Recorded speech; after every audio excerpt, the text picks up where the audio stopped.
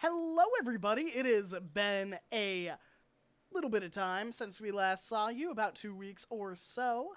A lovely fortnight. I hope that you are doing well, and, we are back with the one, the only Shards of Anarion. I am your DM, Graham or Graham Crackers, and if this is your first time at the channel, here on Graham Crackers, we believe in one thing, and that is making good memories with good friends, and then streaming them.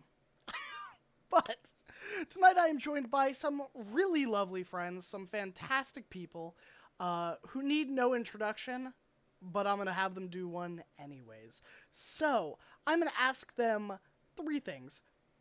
Who are they? Where can they be found? And actually, no. Who are they? Who they're playing? And I need one good question for them this week. How about this week's question is... What is... Nope, we've already done that one. Man, I'm having a hard time. Oh, pressure. Ooh, oh no. Oh no. How would I've you want gotten your all the good character ones to out. die? How would your character like to die? No. What is, in honor of, our fallen teammate last week, Ning, who bit the bucket, went to the great turtle heaven and sky, how about your favorite memory or interaction with Ning? I want to get And you he went all to on the Shell. spot. Here, I'll get hmm. some light music for you. I'll start. Hello, I am Troke. I play Garok, the Lizard Folk Death Cleric, and possibly the best interaction with Ning would be the kaboom at Thunder Jokes. Probably that. Let's go with L next.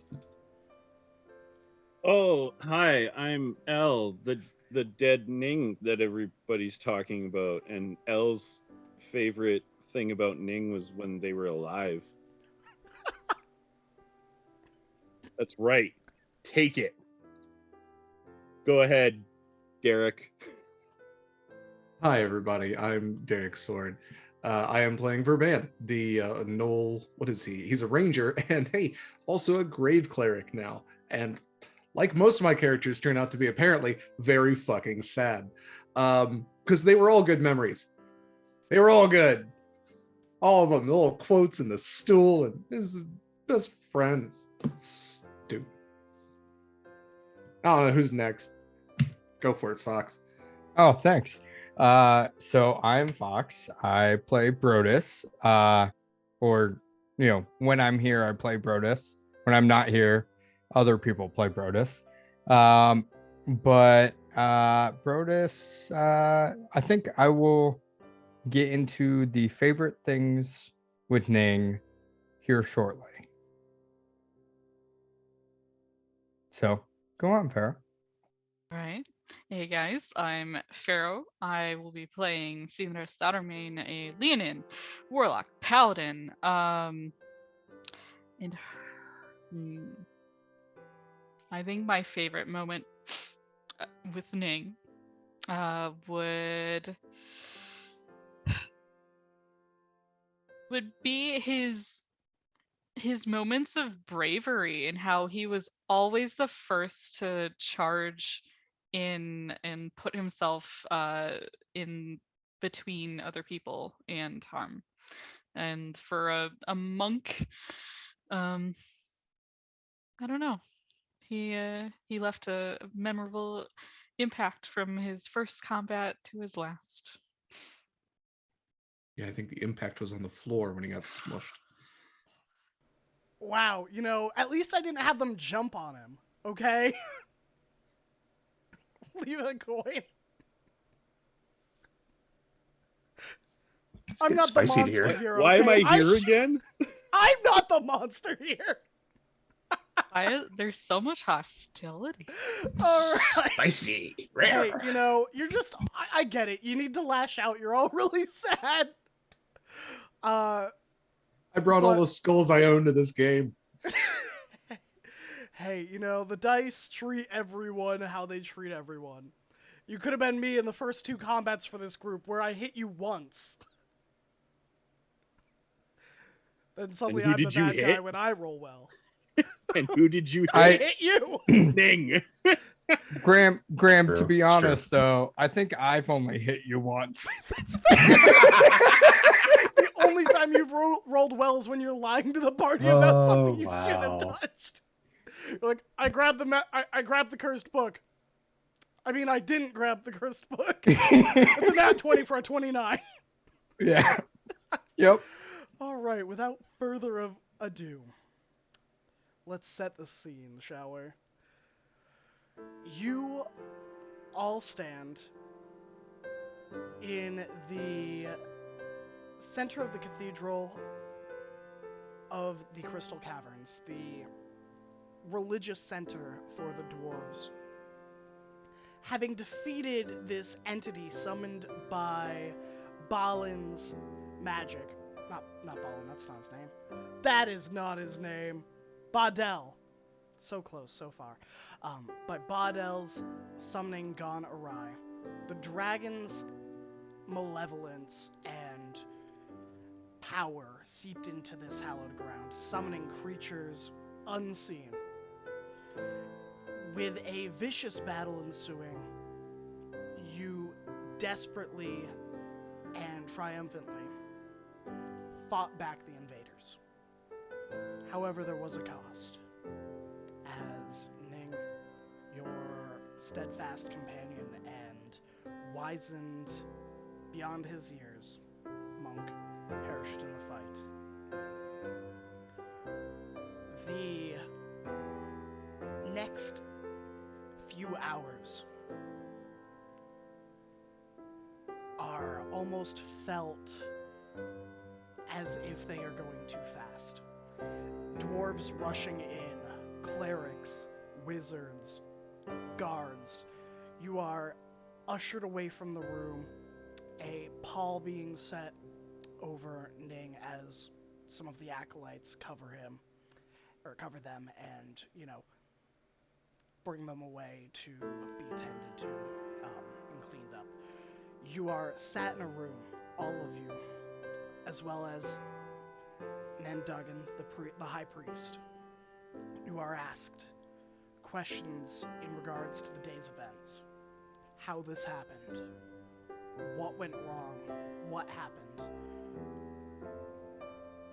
And before you know it, you are let go. It is, in your best estimate, about 11:30 at night.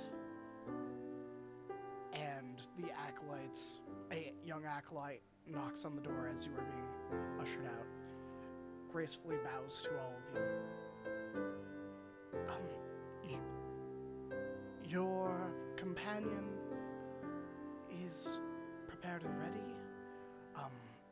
We cleaned him up as best we could. We mended their clothes.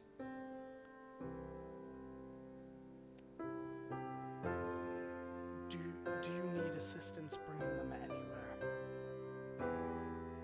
We understand that they are a hero.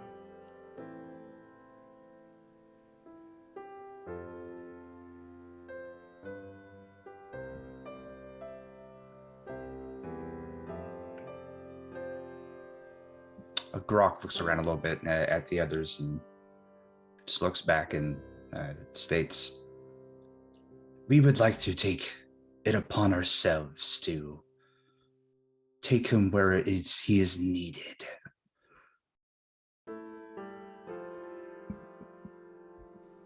Of course. We will prepare a wagon and a horse for you all. If you are leaving the caverns.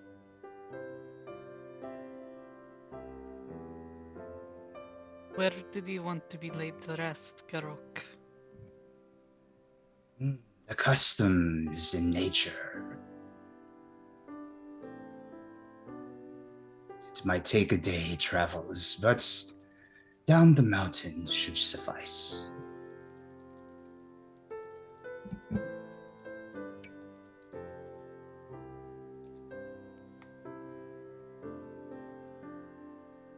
acolyte nods, and within 15 minutes, the acolyte ushers you out back onto the tradeway at the top of the first layer of the city. There is a wagon set up with Ning, looking as if they are gently resting. In the back, a horse, well trained. It's a chestnut mare. Is sitting at the lead. There's another acolyte holding it, and there is a honor guard standing guard over the body, and Nandugan himself is standing with them. You can see that around Ning's feet there are crystals shaped like flowers and holy symbols, and it looks like some of the dwarves within the city itself, with the news spreading of what happened, are stopping in and, dropping off trinkets or items, paying their respect and leaving.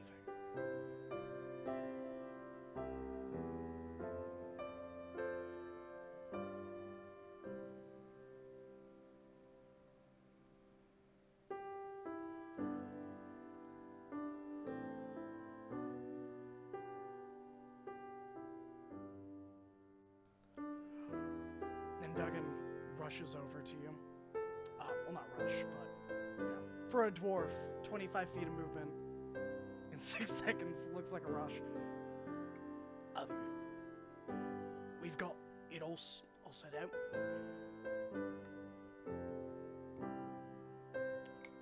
Do what you need to do. And I'll keep a few mugs ready for you at, as I understand, at Thunder Chunks. Was it worth it for you? Did you get what you wanted? Priest.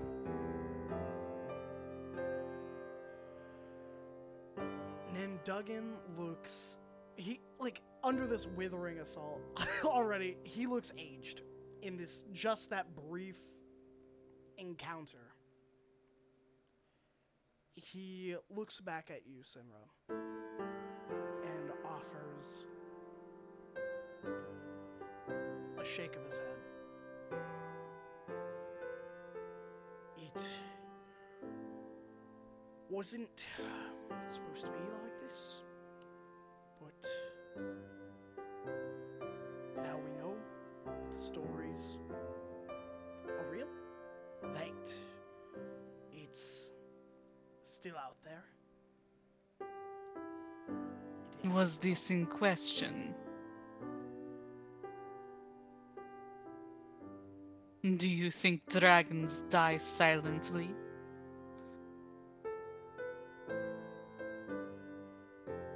There's a lot I don't know.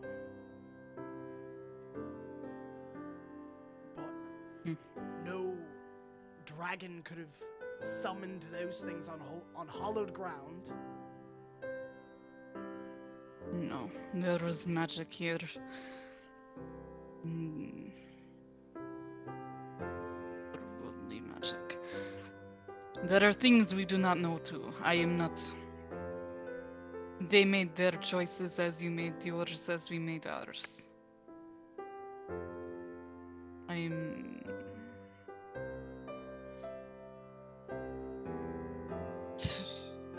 She kind of waves a clawed hand and turns, walks away for a bit.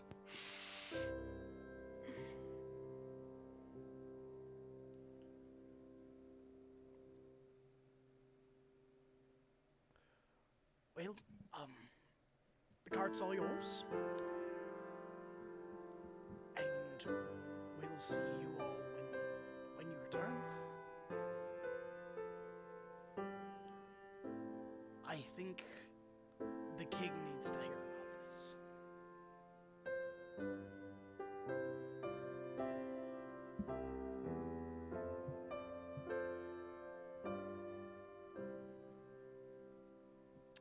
He looks to you, Brodus.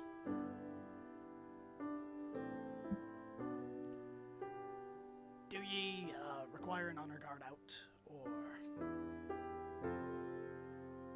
are ye and your companions going to take us from here?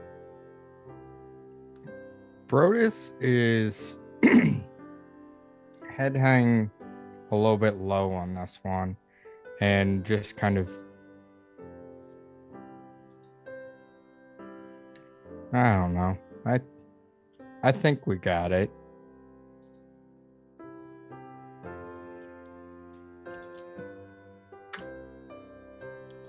All right. Well, he just, gives you a nod, gives each one of you a very solemn, apologetic look, and he sets away. The honor guard follows, and you are left to your own devices. What do you do, or where do you go?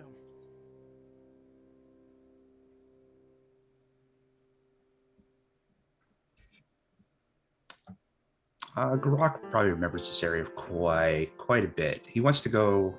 He wishes to go down to a little grotto that he sometimes sees just off the trail itself, where it's more level ground, but more like just a spot that has some greenery, and that spot would probably be good. Okay.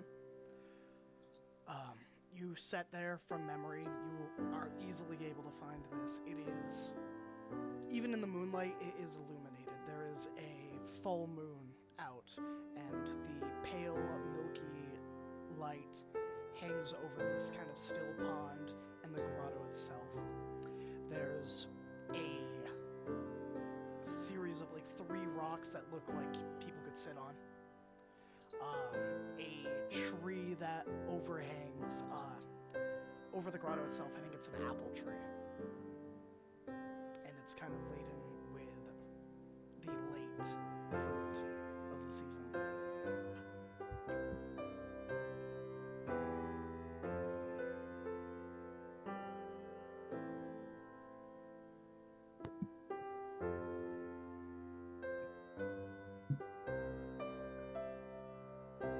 Can anyone take him off the cards and lay him here? Verban will lift him as gently as possible.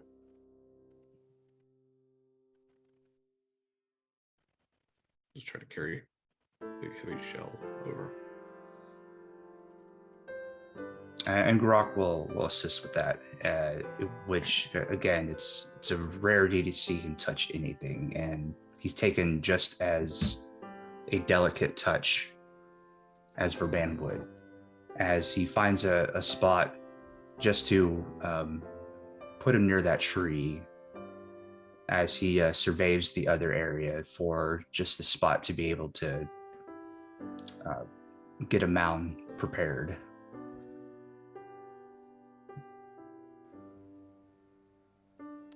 Easily enough, you can quickly prepare the mound, prepare where you are going to rest your companion.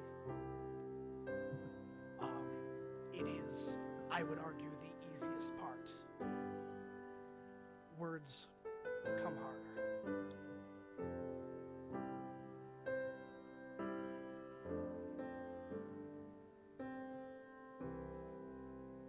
So are we burying Ning or making like a cairn?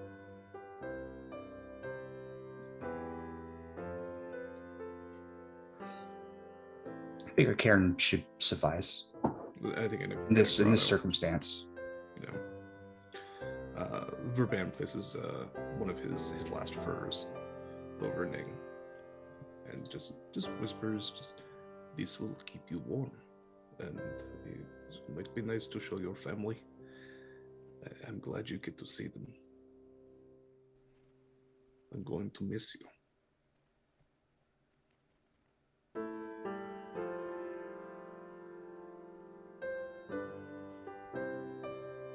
For a while, Brodus has been kind of on their way over, writing things down in his notebook, and then not liking it, and flipping to a new page and writing down.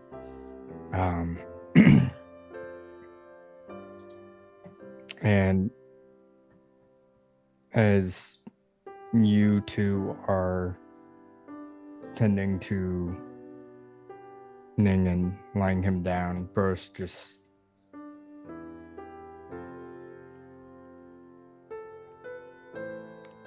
this is hard on me. I don't always have the right words. I try. But I do have a few words to say. I know myself, like many of you will mourn the loss of Ning, someone that had grown to become more of a friend. I admired them, honestly, for their strength and wisdom, albeit not as strong, and sometimes I really didn't understand everything they said. I felt it was always something he said that had a deeper sounding meaning. And honestly, I can imagine them now saying something like, it's not the length of life, but the depth of life, or something along those lines. I will remember the great times we had together, like them hanging out by the group in their shell, or that one time that they had me try to shoot them with a crossbow and they caught it, or like shopping for hats and capes. I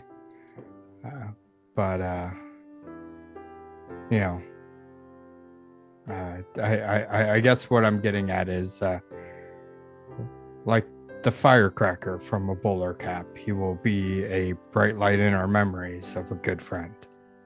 So keep that in your mind.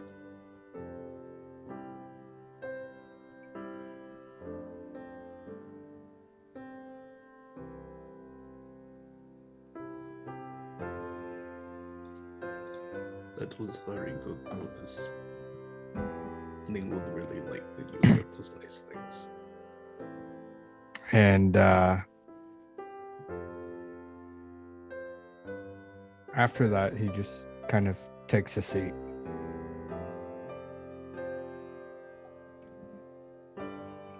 Groff's going to take a moment to place himself at besides Ning's head, and he's going to feel around his body just real quick and just grab one of his scales, just pops it out as he just grunts just barely, and he kind of just grips it in his claws and he puts it on the half shell's shoulder as he's just going to close his eyes and just meditate for the time being. And it looks like he's going to start just incantating a certain spell at this point.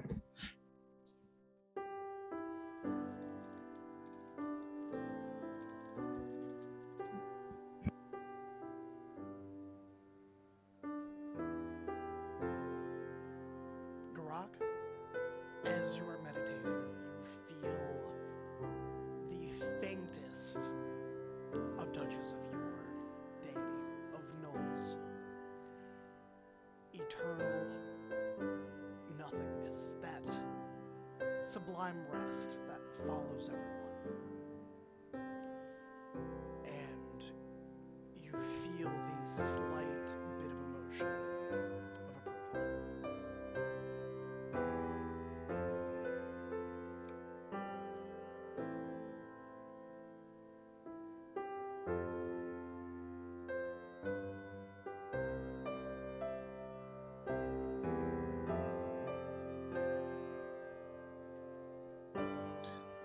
In Null culture, we have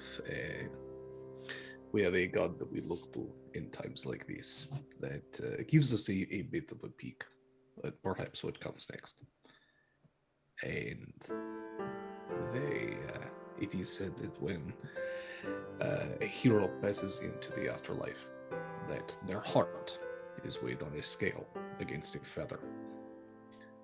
And that if the heart is heavier than the feather, that the person did not live a good life. But that if the feather weighs down, that the person's heart was full of joy and goodness and happiness. And I am sure of one thing, and that is that should Ning's heart be weighed, it would be lighter than air. He was good. And I hope that he finds the peace and the rest that he could not find in life.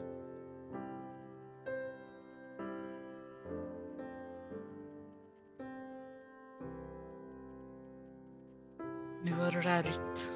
You were always right about them. They are very good.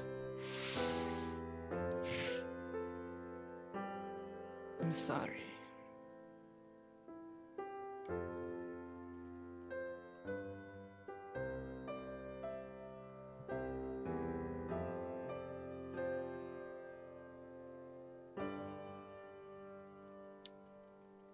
She's not particularly great with words, but she'll start gathering some rocks. If it looks like they're building a cairn.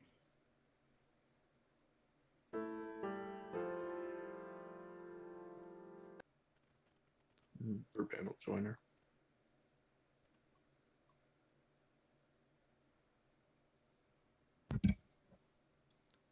Quickly and solemnly, you erect this cairn over your companion, sheltering them from the cold, the wind, the rain.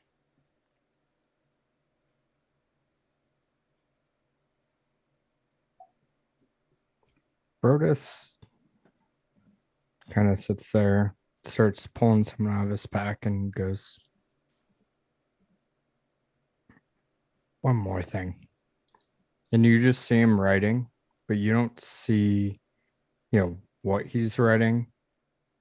And as he finishes, it folds up into a bird and flies away.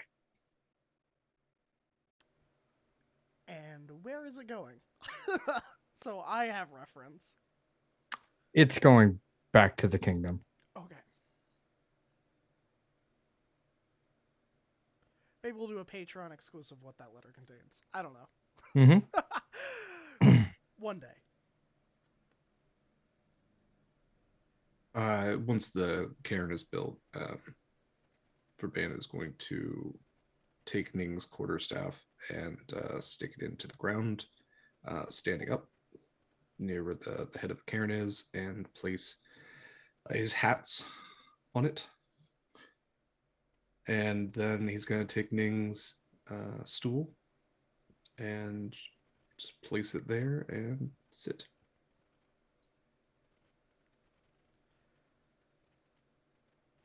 All right. Any last words or things you would like to do? Grok is still sitting, kind of just occasionally looking back and forth between everyone, but then closing his eyes and just continue to speak words under his breath. And he's not probably going to budge there until Verband is probably gone as well. And there's no indication that he's moving, almost like he's a rock himself.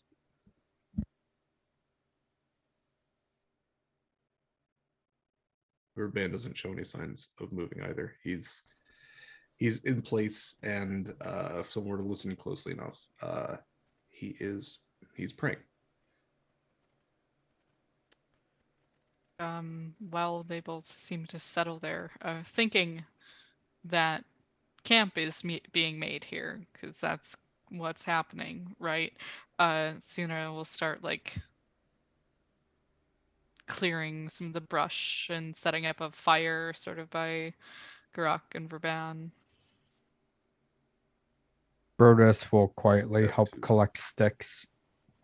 You all do not have to stay here if you do not want. I am going to stay for a little while and just make sure that they aren't alone and make sure that animals don't get at them. But also, I just feel like I should sit with Ning. If that is what you want. It is, and you all do not have to stay out here in the weather and the outside when there is beds for you. I am used to this sort of thing.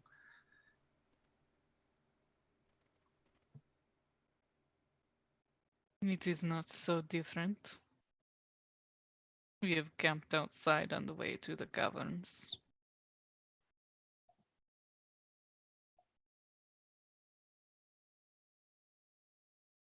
No obligations.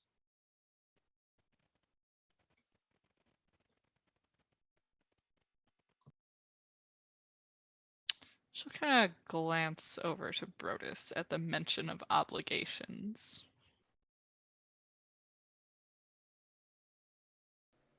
Oh, don't give me that look right now. I have not said anything.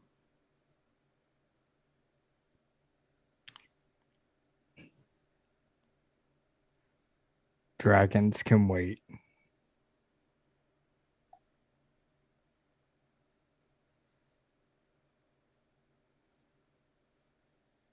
That is not the only obligation, is it?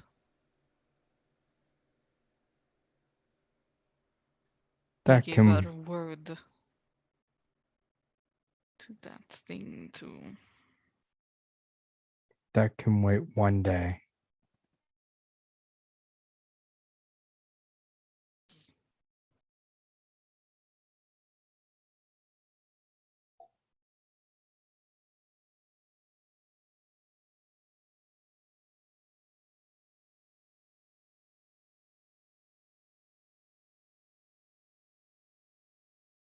I will go and inform the map maker that we cannot hit the road today. Would you like someone to go with you?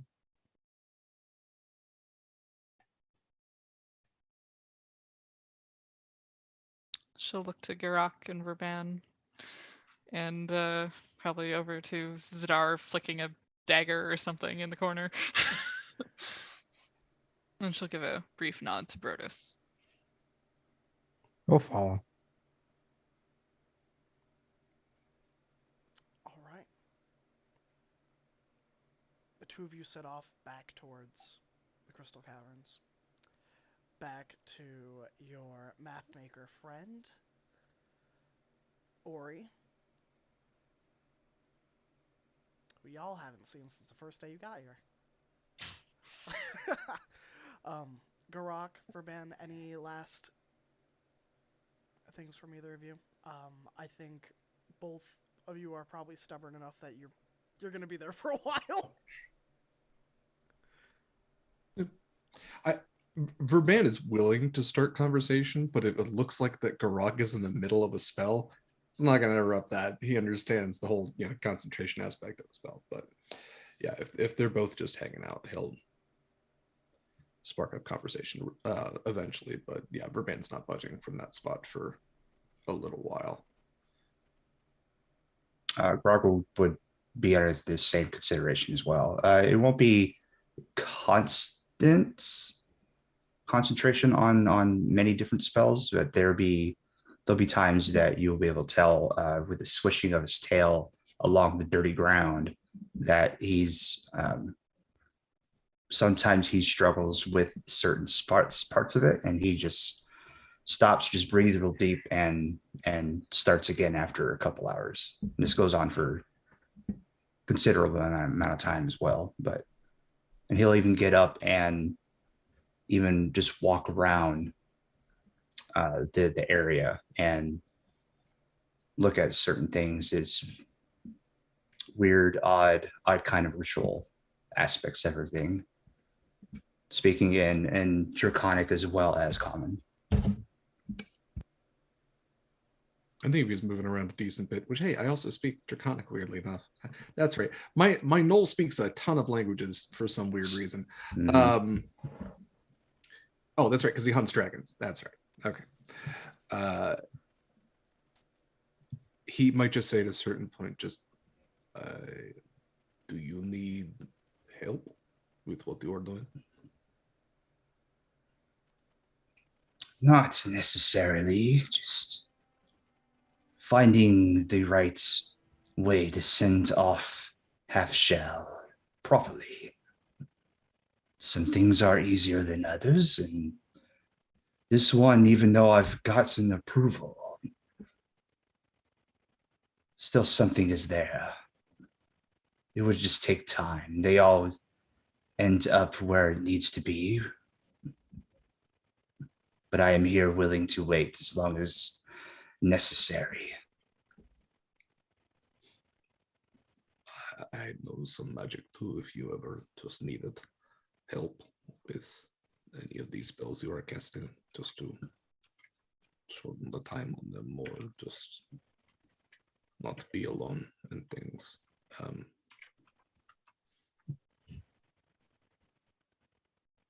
Have you done burial rites before? Too many to count. Decades. They never get easy. That was going to be my next question.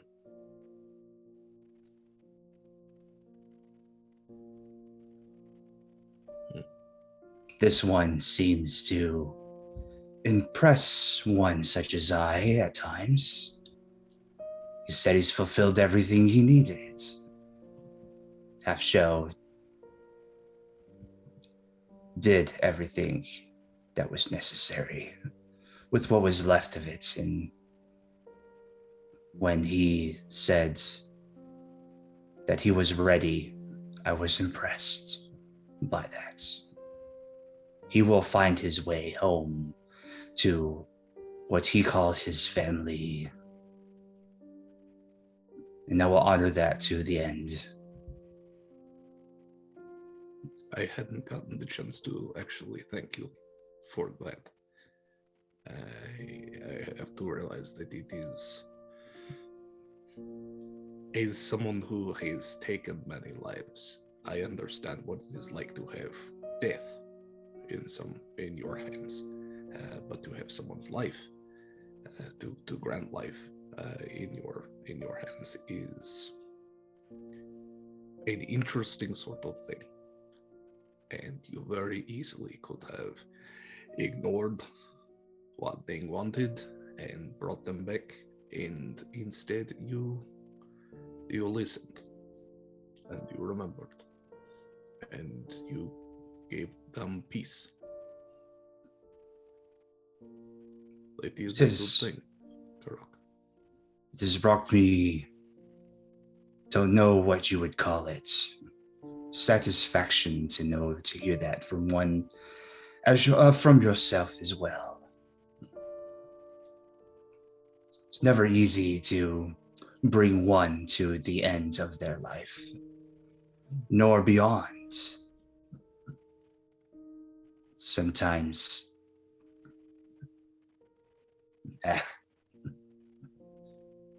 he kind of just like smashes tails on the ground one more time, just in frustration of just mulling over just the words themselves.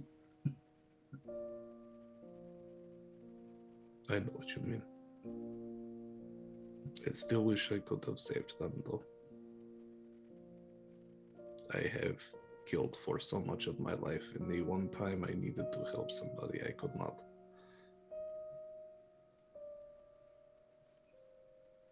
Death is funny that way.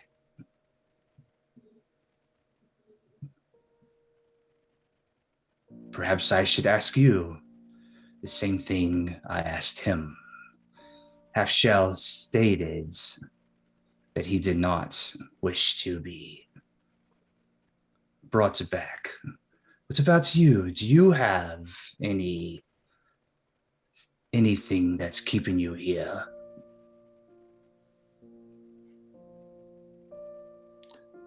If you had asked me 3 weeks ago, I would have said, don't bother with the diamonds. I don't know. I feel like I have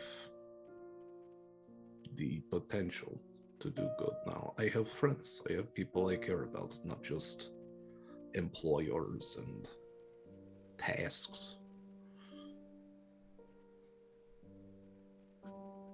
There will come a day, Garok, when I tell you I think my work is done. And after that point, if something should happen, let me go. But for right now, if you can, I think I could do good. I hope I could. You have my word. I will honor that. Now, should I suppose I should ask, not that I necessarily have this power, but who knows? Potentially someday I could. Do you ever want to be brought back?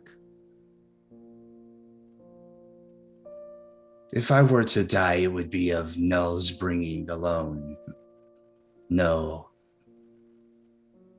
I shall not suffer a second time through this, or a third even.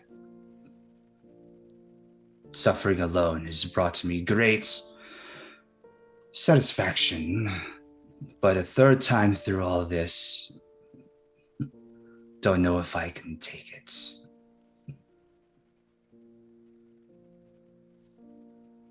Fair. There's... You don't have to suffer alone anymore, right?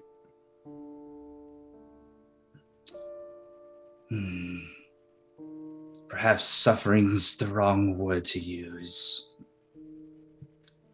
I have my tasks that are given to me, and I do find great satisfaction in knowing that I can bring other change to the world, especially with Sinra.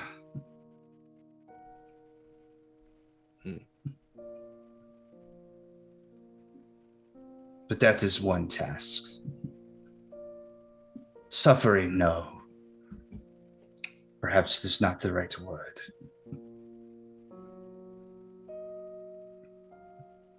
I am not alone. I have many things.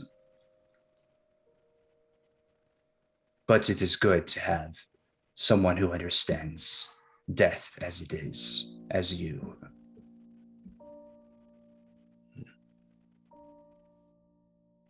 I have a feeling we are going to be here for a while.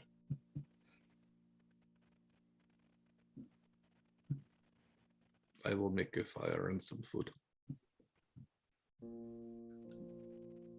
I will stay with you for as long as it takes. Wouldn't want Ning to be alone. He is with many at the moment.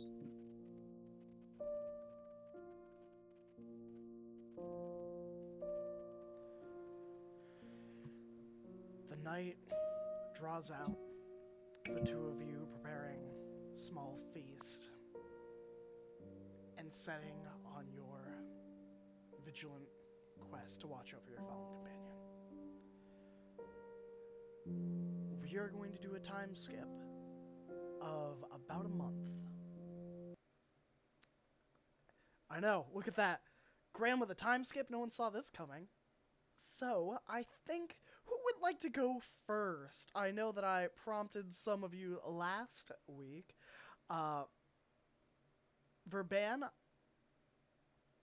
I believe, I mean, yours is going to be pretty quick, right? Okay, not you. Okay. Alright, well, I guess, we'll pick up with Pharaoh and Fox and the mischief that you two get up to, as you were the two that are not keeping a vigil. what would the two of you be doing in the month of downtime? So,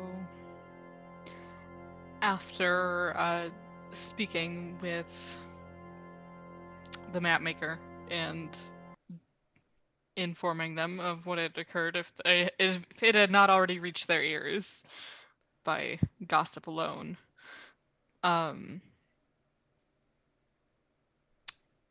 so with that postponed, and given that it doesn't seem Garak or Verban are returning to the caverns, I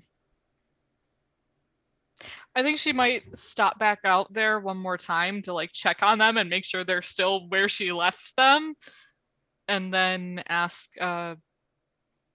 Garak if there's anyone that he wants to be informed that he will be a while.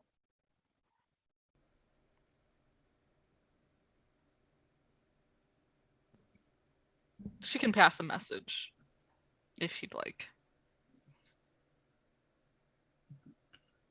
No, I would be in touch. As you wish it.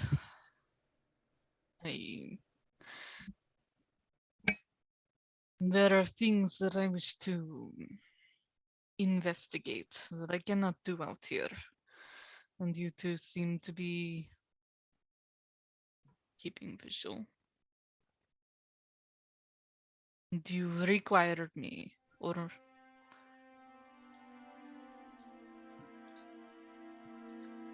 Only if you require me.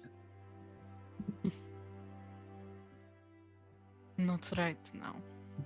I think he does more. And I nod over towards Verban. How long will you be away? A few days. He kind of gives like the very squinty, narrow eyes. It's like a few days. I've never been away from you for a few days, and like his tail's like going a little frantic and just like popping up. It's like ping and no and Calm yourself. This is unnecessary. Nothing will happen to me. I will be in a city. You don't know that. You haven't been to this city before. That is not true. Maybe in your. And you guys get a little frustrated at this point. It's and they're like their little banter back together. It's kind of I think it's funny.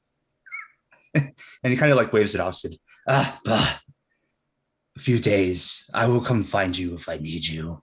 I have my ways. I'm sure you do. If it sates your worry at all, I think I will be taking this one with me. And I gesture to Brodus. I do not know if that would sate your worry. It does not. Mm. And he kind of gives Halfbeard just another same little squinty glare and 2 days and like a death stare and don't mess with her. It'll be fine.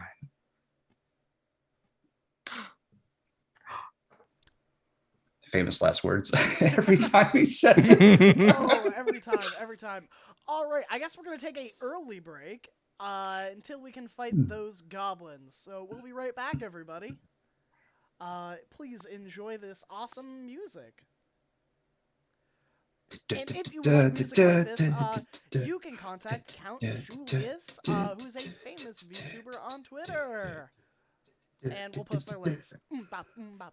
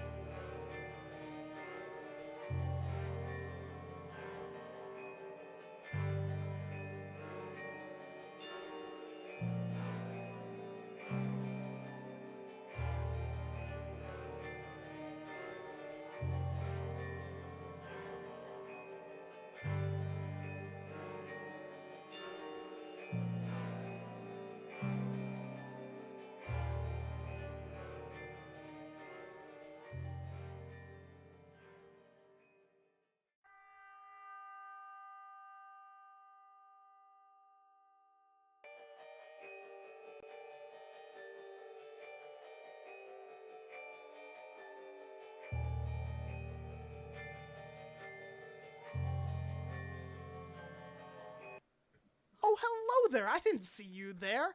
We're back from our, whack a gremlin, where you, get your tech goblins and your tech gremlins and you whack them until things work. But thanks for Whack. waiting. I hope you got a snack, and I hope you got some water, because we're not done with you yet. I know, so sudden. It's the only way I can do, transitions is just blunt. Zero heads up. Just throw it in their face. But without further ado, Sinra and Brodus. Over the course of the month, these are the following things you would notice being the two to go back towards the king. And, informing and getting all the information. The dwarves sent out several scouts.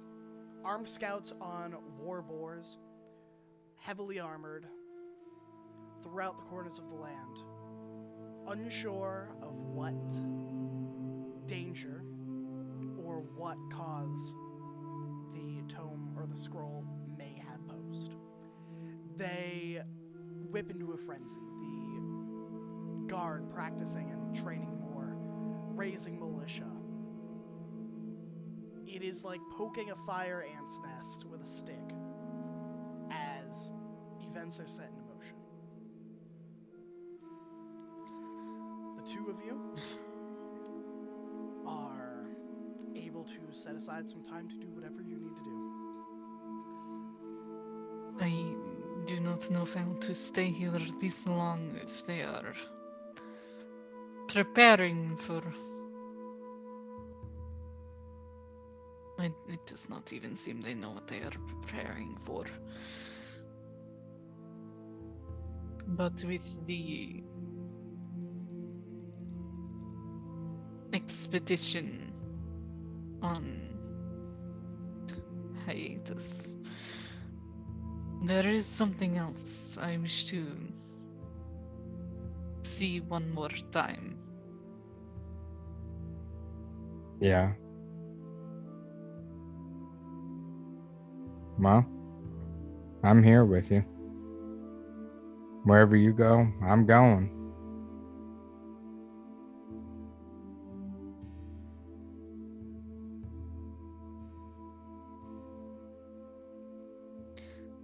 It is better if Garok does not know. Okay. Alright. And then I will start heading towards the pulley system to head back down into the depths. Okay. So you are going back through the mirror? Yes, I want to go find the mirror again. Okay.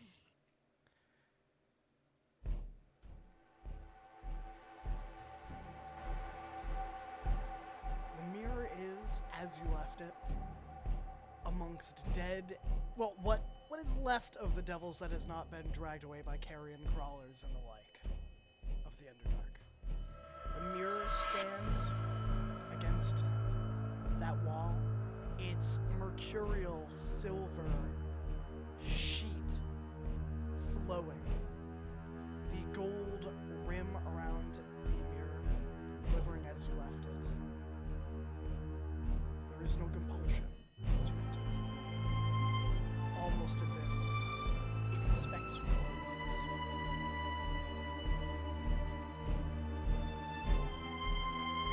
always. Well, I'll go first.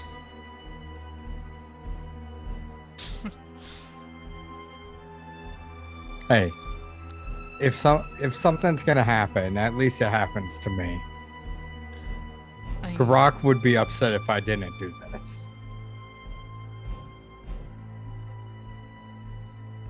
You are not going in without me. You know this.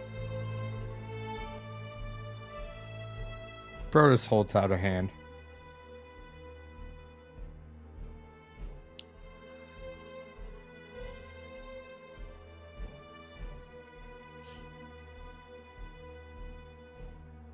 She'll look at the hand and kind of flex her long clawed fingers and then Sure.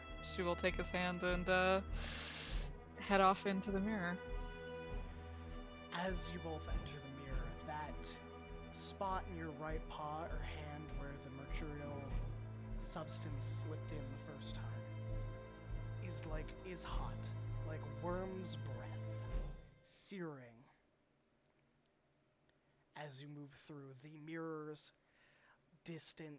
like reflection opens up and allows you to go through, and you are in the corridor once more. A table set for 3, and a indescribable dark figure watching you. A series of doors rests behind him about 10 feet back. You can see, roll me a perception check. I haven't had you guys roll some dice tonight. Oh. Well, that's why. I rolled a natural 19 for an 18. Okay. Fox? Let's see, a 3 plus 4 for a 7. You do both crits on the table. For your use when you It's so fine. desire. Alright. He is very distracted by the burning sensation. As soon as you enter this domain, the pain stops. It is just that transition between. Oh yeah, no, he's still looking at his hand as if trying to figure out why it was burning. Bill will release his other hand though and briefly squeeze his shoulder before releasing that as well. Sinra, the doors you noticed behind the entity look almost as if they are being corroded. It is not rust, but a black tar-like substance that seems to be eating away at the very door. There are droplets seeping underneath. The doorknob itself looks almost as if it is... If metal could wilt, this is what it would look like.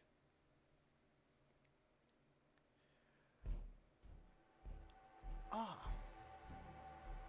I did not expect company again so soon.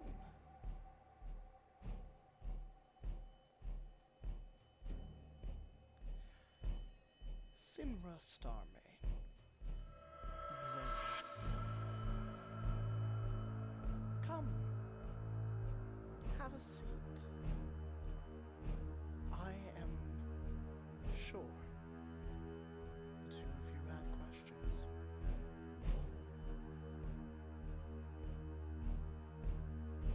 I will... Right, Teal kind of like swishes a little in irritation or disbelief as though he did not expect us. But as I approach the table, she kind of reaches back and starts pulling the javelins off of her back. This time a little less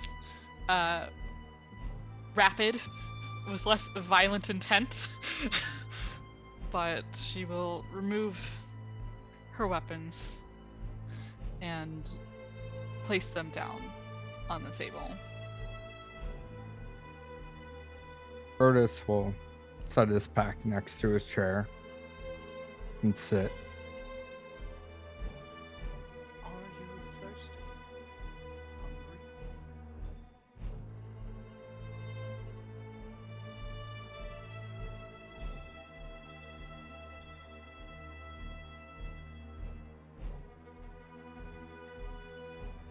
Recent events have not helped my appetite.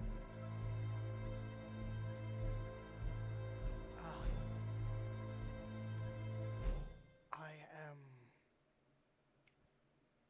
truly sorry about what occurred. How are you, though? As This was the timeline that you wanted, wasn't it? The one that brought us together. You knew this would happen. You're not sorry. And do you believe the threat now? Now all of you know what fate awaits. It did not have to be in this way. Did it?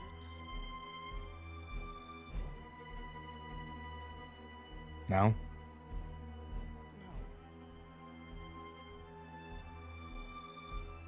I have seen and heard 1,000 arguments from the mortals.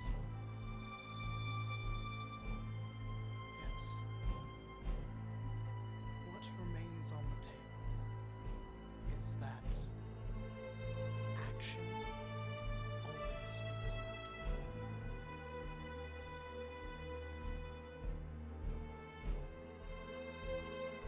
Oh, of course I can increase my volume. There you go. He has changed since you gave him that book. Just kind of look over to Bertus. Yes. As fate decrees, all must change.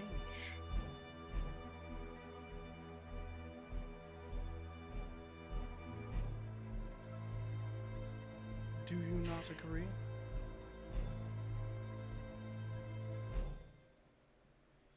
Every experience, every fight, every sight you see changes you, imperceptibly so. It is a inevitability. I simply moved things along.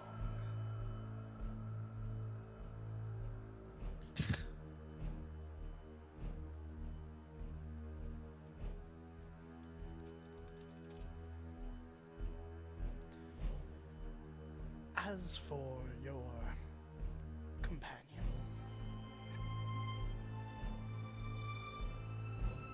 I assure you, Ning's work is not done.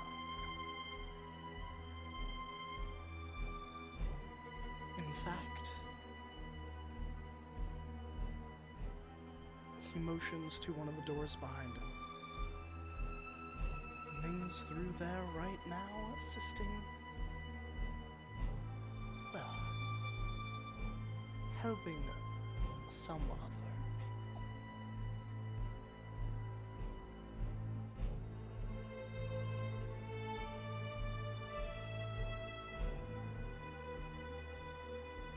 How am I to believe you? What do I have to gain from lying to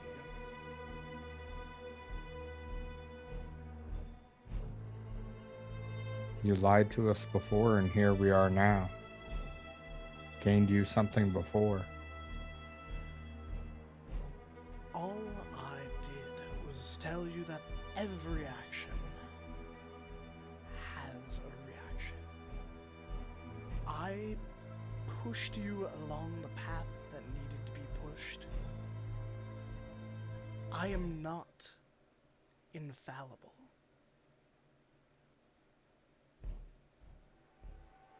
Even gods, angels, devils, dragons, titans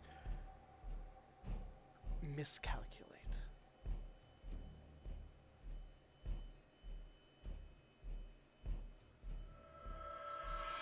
Do not attribute that to lying.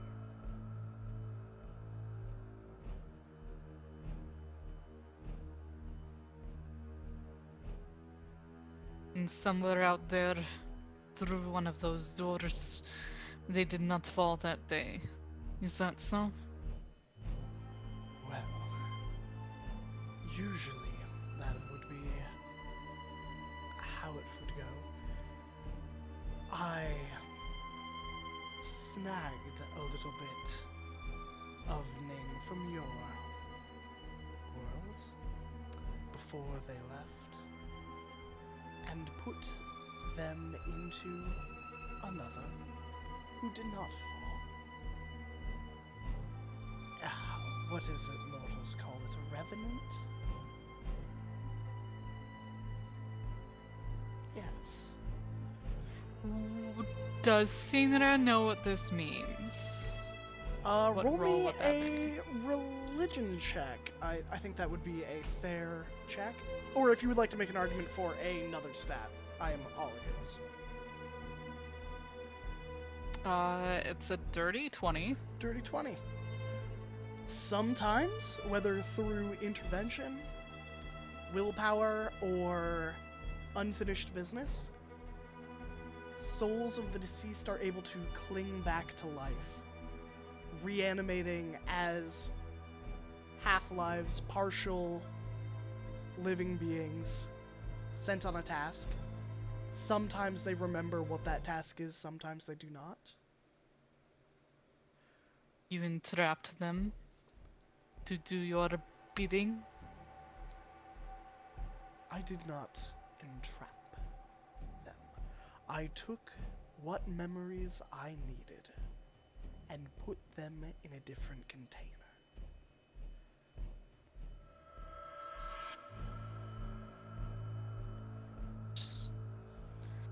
Do not presume that all worlds are like yours.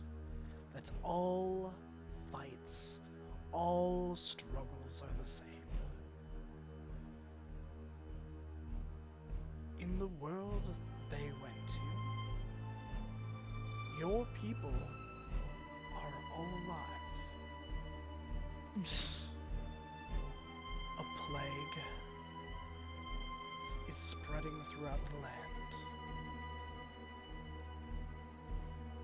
And the realms are far closer than they should be. But, in case you doubt me, I have something to show each of you. And he motions to the two doors behind him.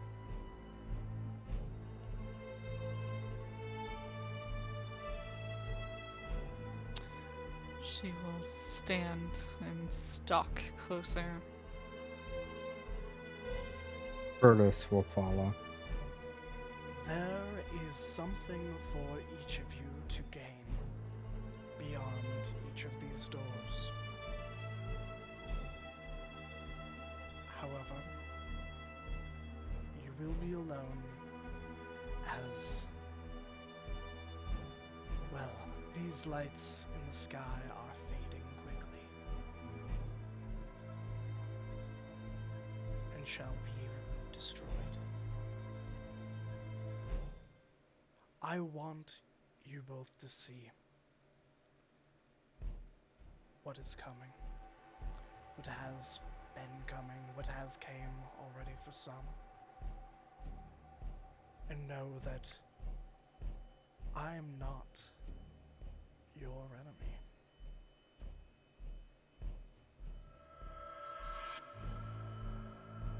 At least not today. And they motion their hand and the doors open. Sinra glances back to where she left her weapons and kind of takes half a step towards them, looking between them and the door. Make no move.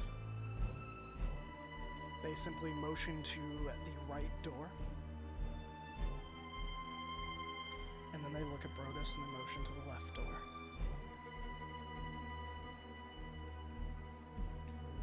I will. He's letting us grab our things, right? I will grab my things and stand at the entrance to the left door and wait for Senra's signal of she is entering.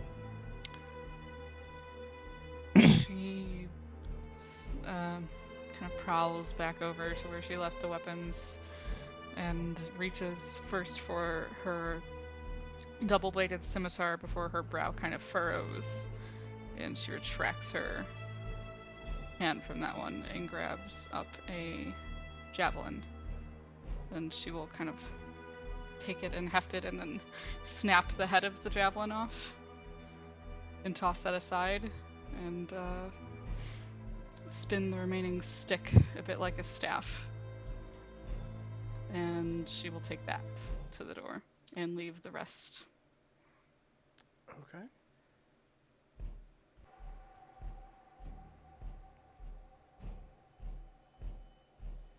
And then do the two of you both enter? Yeah. All She'll right. enter. Upon seeing her enter, he will go through. All right, let's start with Brodus. Brodus, I'm going to give you what you see when you first arrive, and then I'm going to tell you the outcome. I would like you to roll a D100. Oh gosh. Sinra, I would like the same. No more books. No more books. Oh boy. Another cult. The cult of the true seeing is eternal. I mean, I rolled high on this roll, but I don't know if that's good. Who knows? Oh, do you mean right now? Or you're doing him first? Fox, what is your number? 91. 91, okay.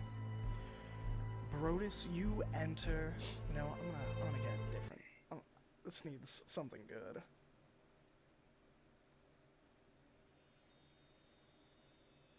Just some nice coffee jazz. No? No.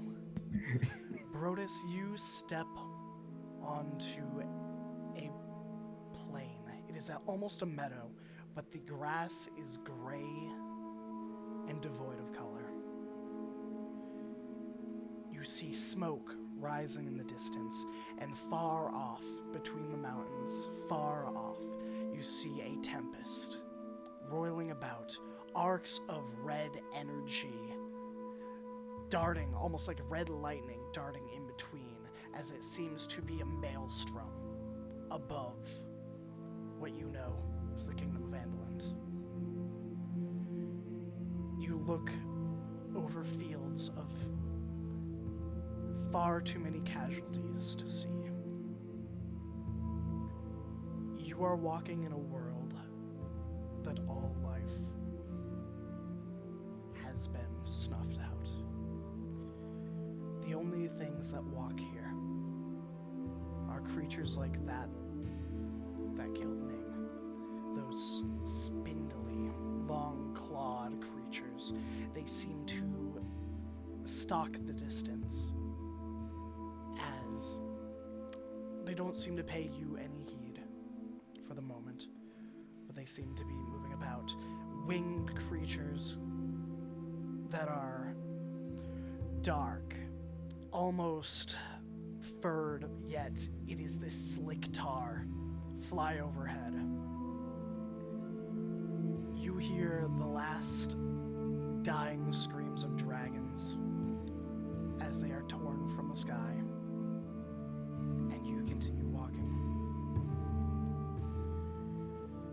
Days pass, and you find yourself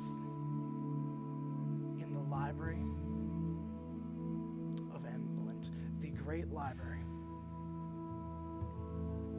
Within it, you see familiar faces. You see the barricades that were destroyed, the desperate people with their backs against the walls where they perished.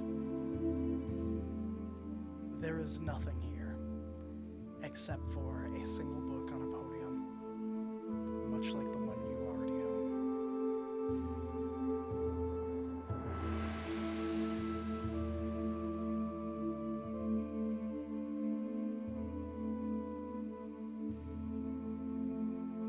Okay. I will approach to inspect, but not touch it yet. Sure. It is much like your book. but written in what you can see is your own handwriting. You see the filigree, the penmanship. I think, I think you probably wrote over the title, or maybe it's like in a glass case, and it says, discovered by Brodus. Used in the defense of Petal Blossom. Fell in the Crimson Haven. All we could recover was the book, in hopes that someone else would continue writing our story after we are gone.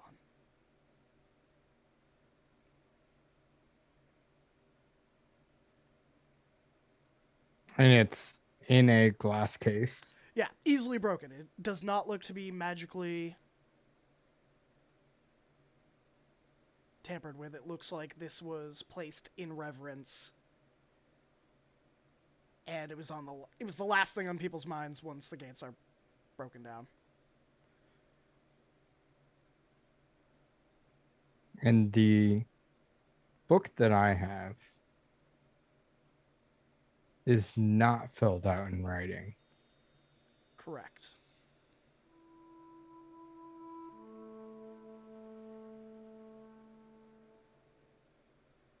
I would like to swap the books, Okay. leaving the one that I have in respect and memory, but going to take the other book to see if it will provide us any knowledge for our timeline. Okay. I will get back to you on that. Roll me an investigation check, if you would be so kind. I'm assuming that you're going to do this research not in this plane? Correct. Okay. So you return to the door. As you are leaving, that door snuffs out of existence once you have crossed through the threshold into this viscous, acrid smoke. Investigation of 19. 19, okay. Sinra, you step out. Gotta get some different music on. You step out into a world of stone. The dwarves stand as they were, fleeing from some being, some creature. Each one of them caught in an action, running, moving. Some of them are armed, standing guard. However, you are in the Crystal Caverns, but it is significantly different. It is as if decades have passed in style, architecture, buildings. You see recognizable landmarks that are just worn as if attrition and neglect have worn years on them. You see metal rusted. You see houses caving in and falling. What has happened to Thunderjugs as I pass it? Okay, so Thunderjugs is where you're going first? I mean, it's on like the main thoroughfare, so Sure. I'll pass it going through. You head towards Thunderjugs, finding it, much like the rest of the town, ill-repaired, damaged, but there is a dim light on the inside. Tarek, I'm going to have to ask you to step into the scene. I need a grizzled, half-mad Verbam. You got it. Oh no. You push past the front door inside, like mannequins, are set up dwarves that have been placed, propped against tables. And a familiar furred mane that seems dotted in gray. The war paint gone. It is disheveled and like matted with maybe dirt and mud. Probably nastier things. Yeah. And he is absolutely aiming a crossbow at you. Get out!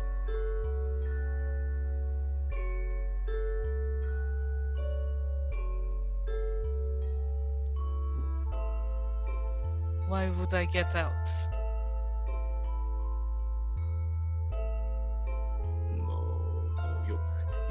No.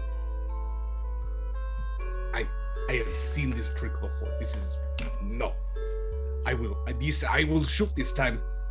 I will.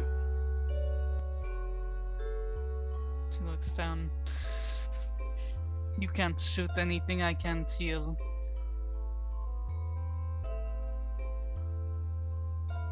Normally the hallucinations are not this accurate.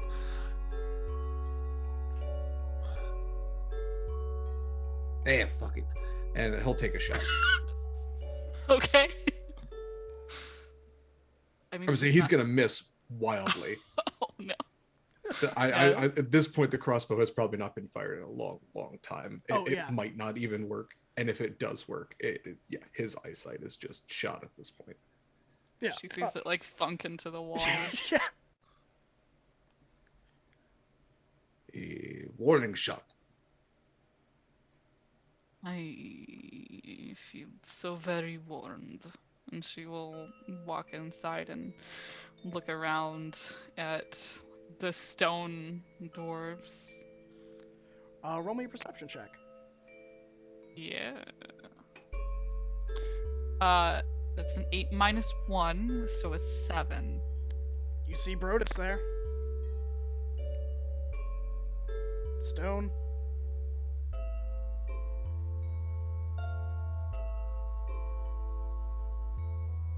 Doesn't talk as much as he used to, but he's still very good company. I Is give him that food why sometimes. you are still here? Where else would I be? Everyone is gone. Even you are gone. She kind of like spin the staff a bit and look back to him. What am I meant to be finding here? Just you? What are you hiding? Again, normally hallucinations don't ask this many questions. You are being very annoying for a hallucination. I would like for you to go now. I am going to go back to my corner. She'll walk over and kind of lift up the stick and thwack him with it. Ow! Okay. Do hallucinations do that? Verban. He's gonna just and he'll kind of like sniff a little bit.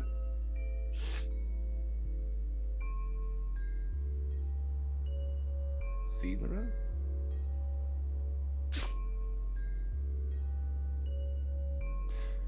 Wow, no. No, you are gone. Everyone is gone.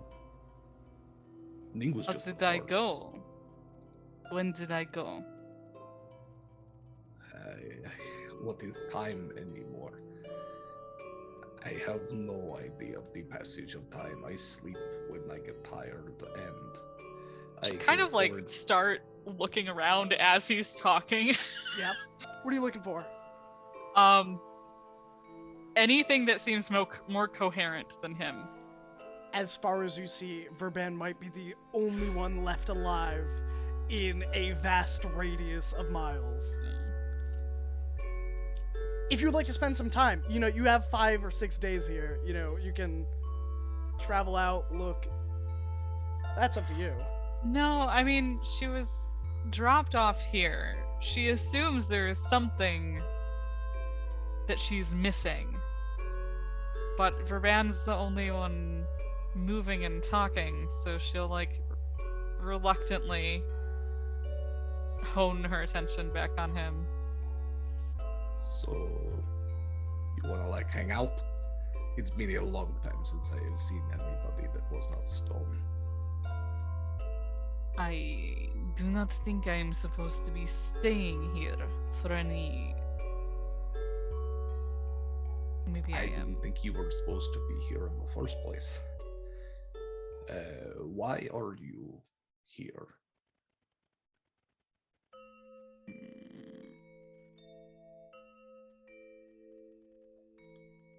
I don't know. And she'll like drag a stool and just plop herself down, looking frustrated.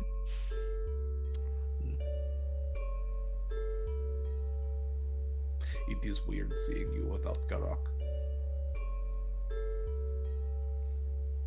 She'll glance over. What happened to him? Same thing that happened to you.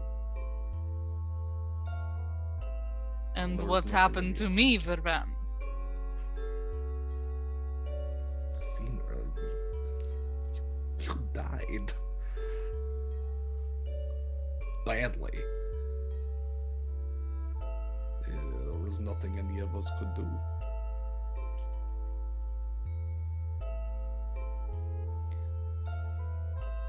When did it happen?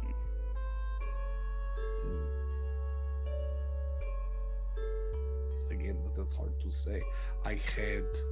There were more people then, and I talked to myself a lot less. But inside Thunder Jugs, there are no windows and there is no sun. That is why I came here. Time cannot pass. At least I cannot see it passing.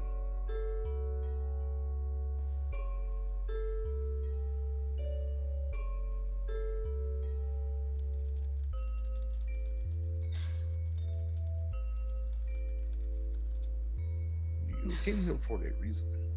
I don't know what it is, but I could try to help. I am not I am not what I once was, but I can try.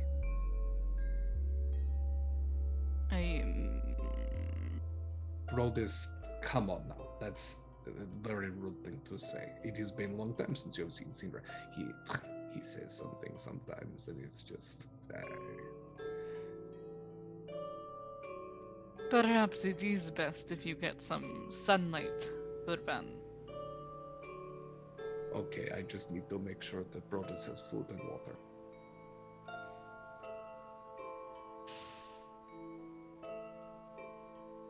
He'll go back to the kitchen, and he'll just bring out like a dirty plate with nothing on it. And what did we decide that the drink was called? Oh, I don't remember. Kaboom. The kaboom? Kaboom, yeah. And he's just gonna like literally just pour kaboom all over the Brodus statue. You'll be good. I will be back soon. Don't be like that. Verban. Yeah. Let's go, old man. Okay. Where are we going? To find something, anything. Specific, I like it. Okay. So, the two of you head up to the first district from the second. Much the same. Buildings are collapsing. Dwarves are stone. But you see something else, Sinra. There are pools of tar on the ground. That slick, oily substance. It, even with your low perception, this was like a DC 5. There are dwarves in positions where it looks like they are holding or grabbing onto someone that is not stone. You are able to pick this up and you see in each spot there is that black tar circular shape, as if a hole appeared and they simply fell through and sunk beneath the murky depths. Don't want to touch those. It's Happened madness. to the ones that touched them. Well, I think they both are those things and fell into those things. Zadar is one of them around here. I always forget which one. There's one of them that in a certain light has a sort of blue tint to it. That's the Zadar one.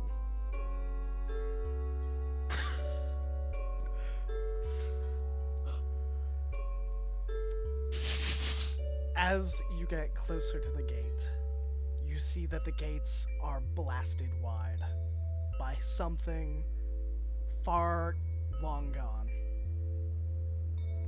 You see the field in front of the city, and in the sky, it is a cold granite color. Where once there were 3 suns, only one remains. 2 are lifeless, and the sun that remains is but a flicker. It is, if we were going to take astrological terms, it's like a red giant. It's, it's about to go kaput.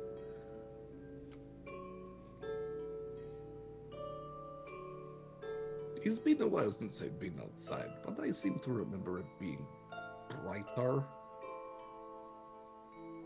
Yeah, what do I know? My eyesight This is is all wrong.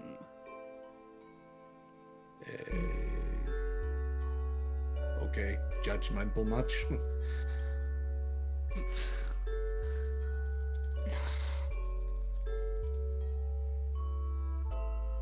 I don't know, Sinra, I don't know what you want. This is the way the things are.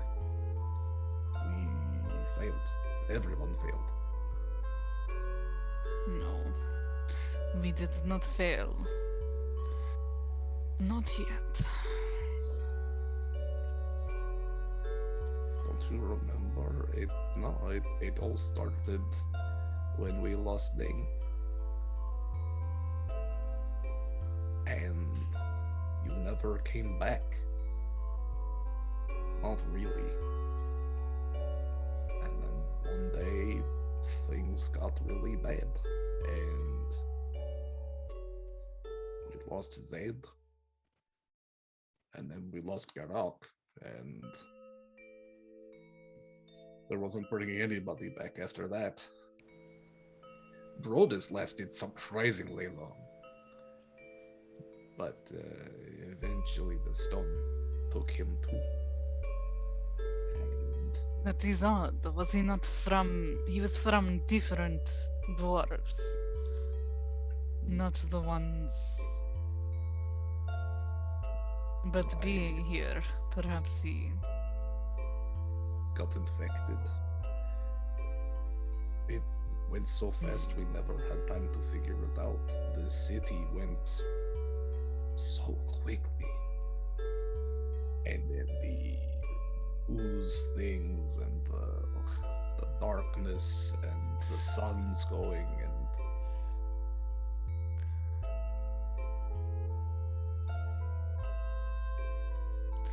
When the oozes came, how soon was that after Ning? weeks, maybe couple of months. There was a turning after what the priest did. Everything just started to happen so fast, and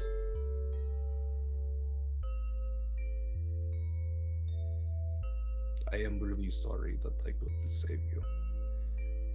I tried to learn. I wanted to after we lost Ning, and then we lost everybody, and now I am all that's left. And now, well, you are here, but I'm sorry that I am probably not good company. I think I smell really bad. Sinra, you see the sun begin to swell, red engulfing the sky. It is growing disproportionately, like someone has attached a balloon to a helium machine and forgot to take it off. It is as if time is being eaten away. What would take hundreds of years is mere minutes, seconds. You see the clouds rolling faster, faster. You see Verban standing next to you.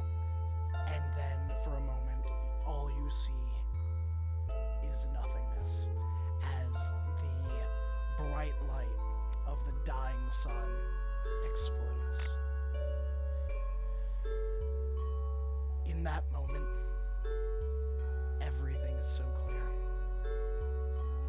Your eyes are changed from something like that. Even as the dust picked up by the implosion begins to funnel towards you, you feel your back against a door. As this sandstorm is funneling towards you and Verban.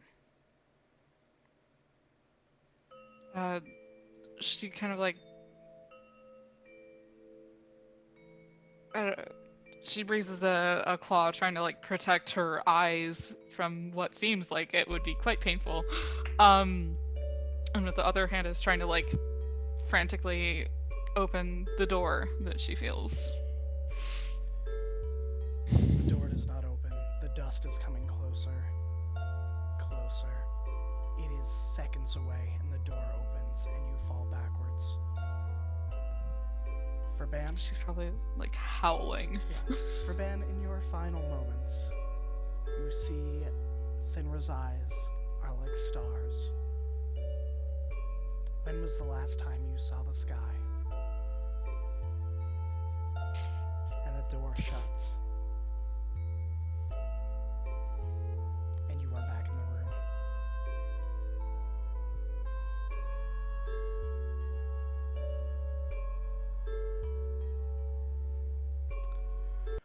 Brodus,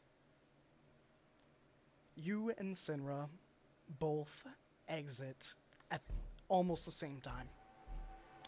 Her falling backwards, you having avoided a large array of monsters on your way back, let's be honest. The table is set with a vintage wine, 2 plates, with exotic chocolates, fruits, steaks, and the entity that you have dealt with only once before, staring at you with that imperceptible face. I hope that was enlightening.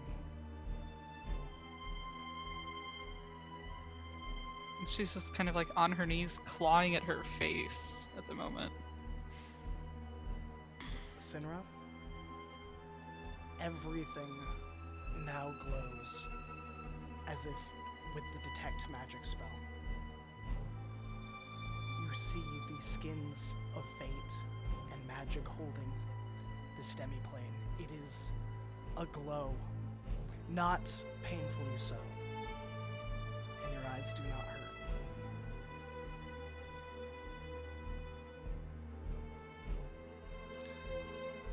No, but the claw marks on her face probably do. Oh, yeah, those hurt.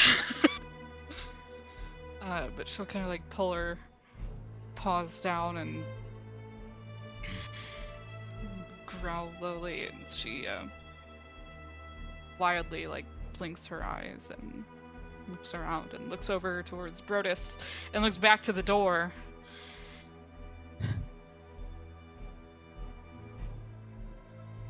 And then over to the entity.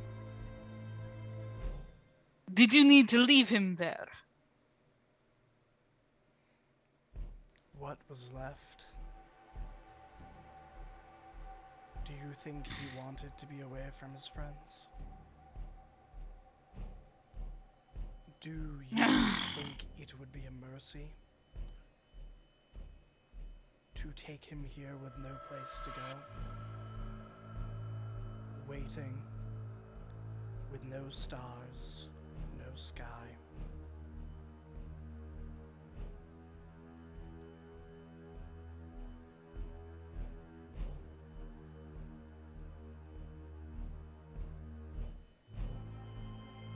Perhaps by being successful, that door will never happen.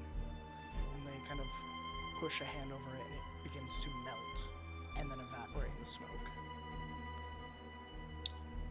Her gaze turns and hones in like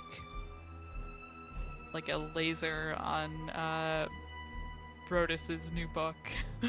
Oh yeah, gives off a lot of magic. Mm-hmm.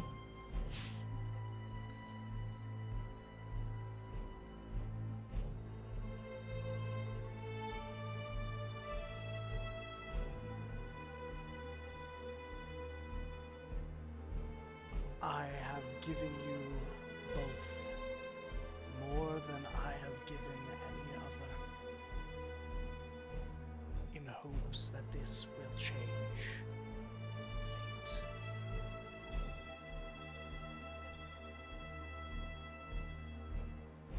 Make well my gifts.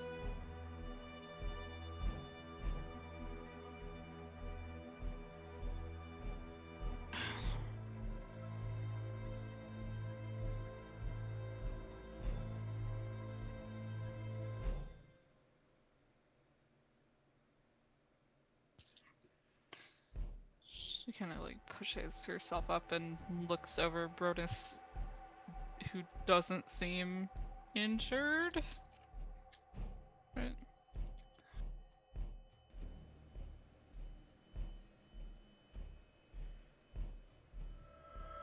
I am sure you will have time to talk, but for now, I have work to do. Until next we meet. And you two are almost pushed out of this realm into the Underdark, outside of the mirror. Do her weapons come with her? Yes, all of your accoutrement Okay. comes with it. And we are going to join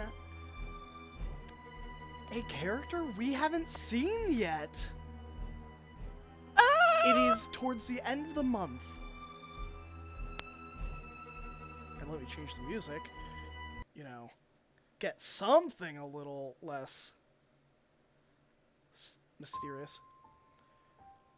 As I remove and reveal. Elle, will you describe your character?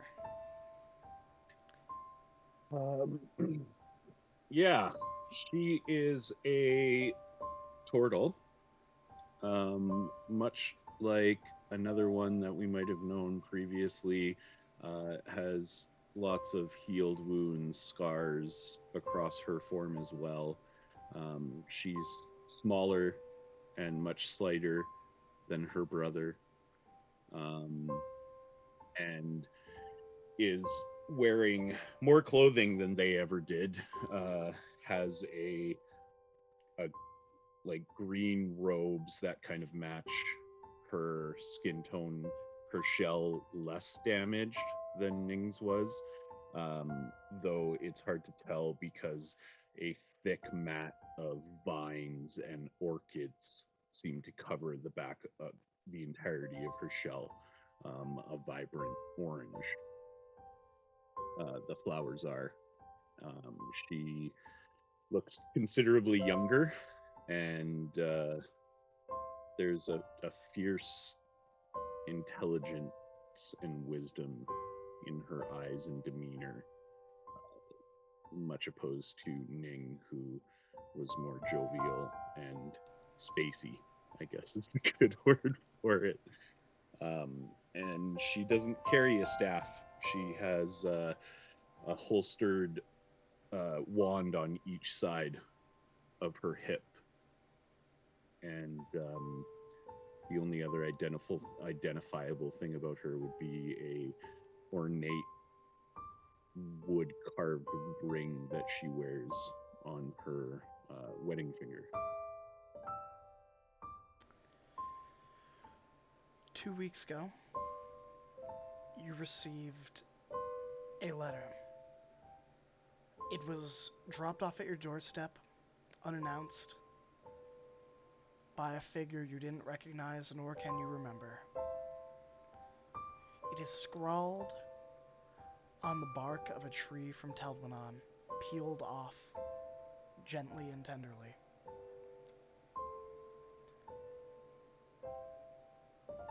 I know you are looking for me. I am at the Crystal Caverns.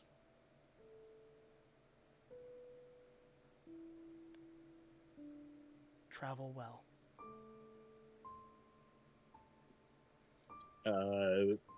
I'm assuming this is written in Auckland and in calligraphy style, Yes. much like Ning always wrote to her in. She will kind of hold it close to her chest for a moment, and then put it. She has this large shoulder bag that appears to be made from some sort of fibers, though it's green and has sort of moss on it, and is very worn looking. And she will tuck it inside her shoulder bag and set off towards the Crystal Caverns. All right. 2 weeks pass on the road. Roll me a D100. We'll see what happens. Oh no, she dies. Oh no, roll another Not one. again. 70. 70. While on the road, you found good company. A band of traveling bards, tavern goers on the tour of the realms, and traders. Over the course of the 2 weeks, some dipped off to various towns and settlements. However, you were able to watch out for each other and keep each other safe on the road. Notably, you made a friend. A young, high elf named Elenwyn, who dreams of one day opening a school. A school to foster those who no one else is looking out for in the world. To teach them the skills that will make them sought out after by anyone. A school for adventurers. Many a night you stay up talking about these ideas, and she takes a great deal of inspiration from your experiences and your insight. They separate 3 nights before you reach the Crystal Caverns, heading west.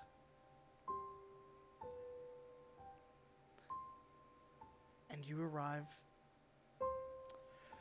about a mile away from the Crystal Caverns, the jutted crystal as if someone had slammed it down, much larger than life. And the dwarfs had merely built atop it. As you are headed that way, roll me a perception check. Oh, this ain't Ning. That's 17. Oh, wow. As you are headed that way, a gentle breeze of flowers gusts your way from off the road near a grotto, carrying the scent of home.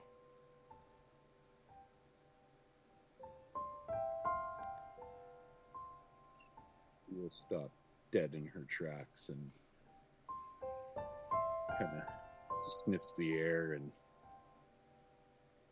plucks one of the flowers from her shell and sets it adrift. And the way that it blows, she watches it and then starts proceeding the opposite direction.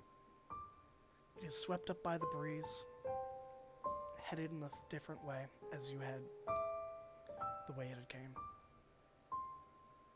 You see a lizard folk, garbed in the bones and skulls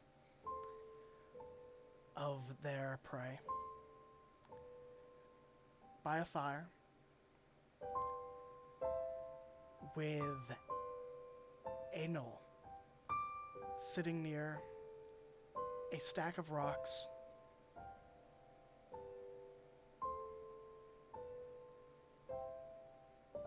and a familiar staff rests at the foot of those rocks with two hats stacked on top.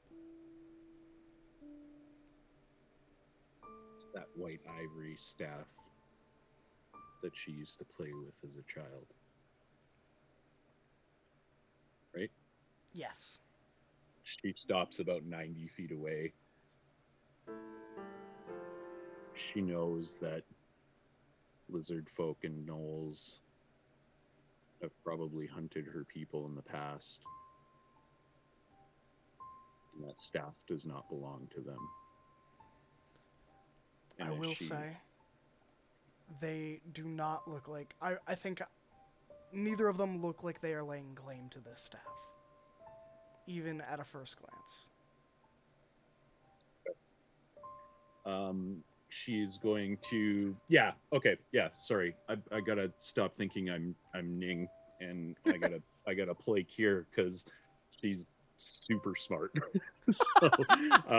So after kind of contemplating for a second, instead of what she was originally going to do, her cheeks flush red, she realizes that perhaps there isn't any like ill will towards. She's going to kind of get down on all fours and whisper a short prayer to Eldath, and her limbs begin to distend and her shell begins to sink into her back, and where once was a shell and was scales, pitch black fur begins to sprout and kind of takes over and consumes her form, her eyes going from the deep blue of the sea to the bright yellow of a nocturnal animal as she wild shapes into a panther, and will start sulking quietly and sneakily towards the two of them and her brother's staff. Verban, Garak, what are your passive? I think I can pull it up actually. 17 for me. 18. Okay. Elle, would you, as your name hasn't been revealed, I won't tell them, will you roll a stealth check? Yeah, I'm just trying to pull up the panther stats here real quick. Oh, yeah. That's a natural 20 for a 26 total. You describe how this happens. I can... So as this is a grove and this is the probably in her travel through New Old Cavern and into the Crystal Caverns, there hasn't been a lot of nature, and just to see this grove with its trees and grass and brush kind of fills her with a vigor that she hasn't felt in quite a while, being away from Eldath's greenery. And she is able to just sneak off into the side and take a wide berth and become one with the underbrush as she approaches. And I believe you said there was a large tree that she goes around to the backside and kind of climbs her way up into the tree and out onto a branch to look down on the two of them in this rock formation that she is trying to the best of her abilities ignore for what she believes it might be. And she's just going to listen for a little bit.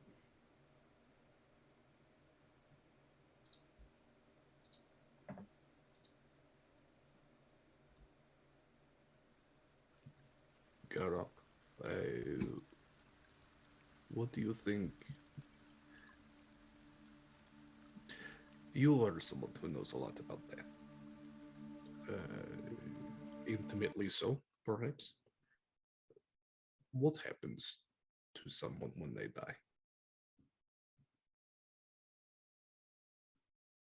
It's said that you go to meet the one of your faith.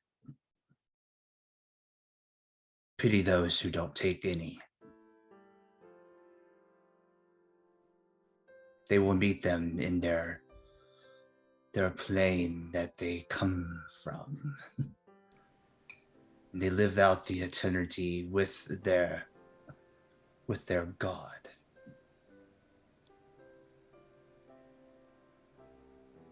I know that Ning prayed to Eldeath. That must be a nice place to be. It is said as such. I wouldn't know. Yes, Null gods are not exactly very hospitable. I do not think. Perhaps I should find another pantheon if that is the case. Otherwise, things are going to get rough. Like at this point, she jumps down from the tree in front of them and kind of sniffs at the air a little bit and regards both of them to see if they make any hostile movements. To the giant panther that just jumped down? Gosh, Yeah. part of me is Jump like, down and is Karak is looking like, at have you. I eaten yet today? And after a second, the legs again start to shorten a little bit, and the greenery comes up, and she goes into her turtle form and kind of stands up and like brushes her hands. You said Ning. You know Ning? We did.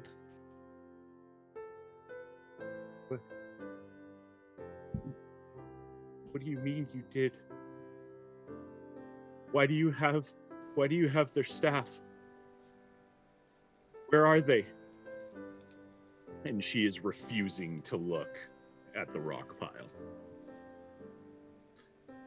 Verbe will stand up from the stool. What is your name? I'm here. Here. My name is Vorban. I think you should have a seat. I don't want to have a seat. I want you to take me to my sibling. You are there.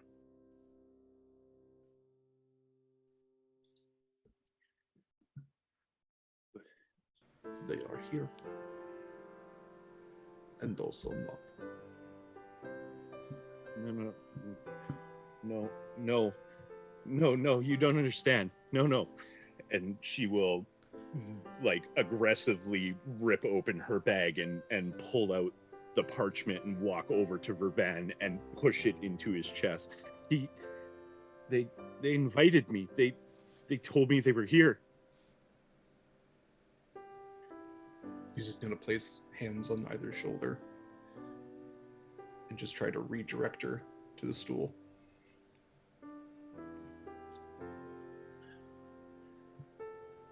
No, they wrote me.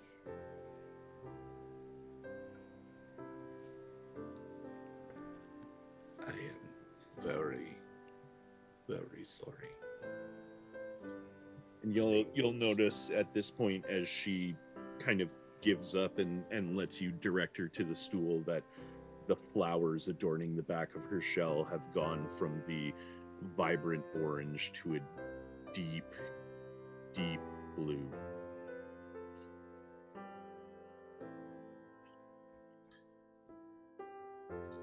Here, again, my name is Verban, and this is Garok. We nooning for a short time, but enough time to call them a friend. And I know that they cared about you very much, enough to do something incredibly powerful to reach out to you.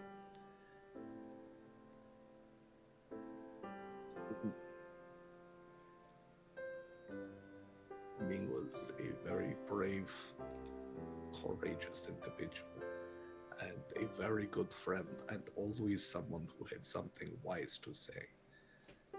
Not always at the best time, but Garok and I have made sure that they have not been alone. And we are willing to sit here however long you need so that you are not alone. I do not think they would want that.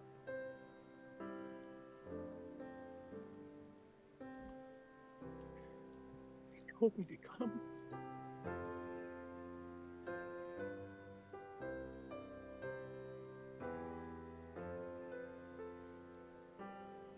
She will sit for a moment before standing up again and walking over, and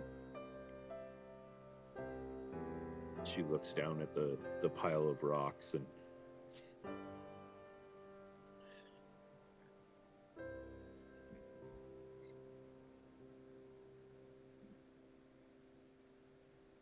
kneels down and places a hand, and a soft green glow emits from their hand, and when they remove it, there's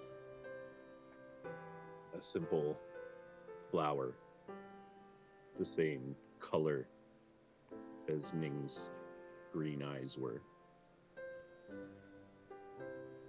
And she, probably for minutes, silently weeps. And then after, she wipes her eyes, she pulls herself to her feet, and she puts a hand on the staff. And without turning back to Verban or Garok, you just hear, "Take me to who did this."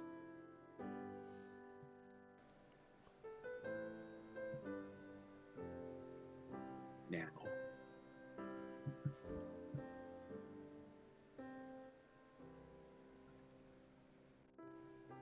I think at this point, Sinra, Brodus, this has got to have happened on the same day where you just got back and are probably headed back to be like, oh shit. What are you talking about? We've only been gone for like 2 days max. Hey, time flies when you're having fun, I guess. Mm-hmm.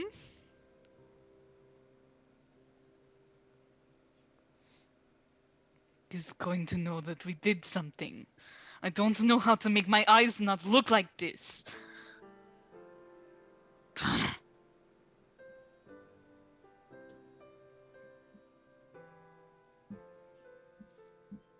You're muted, Fox.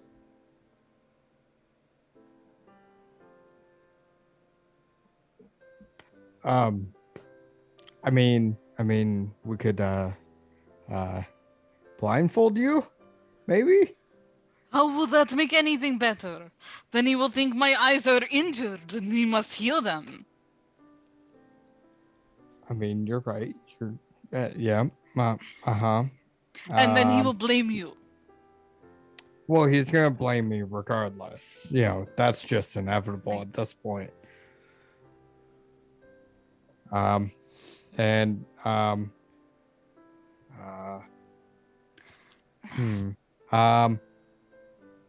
What if you? I don't know. Have you tried splashing water on your face? No. No. Do you have any water? I have water. And she'll reach down and find her water skin and like open it up and like splash it at her face.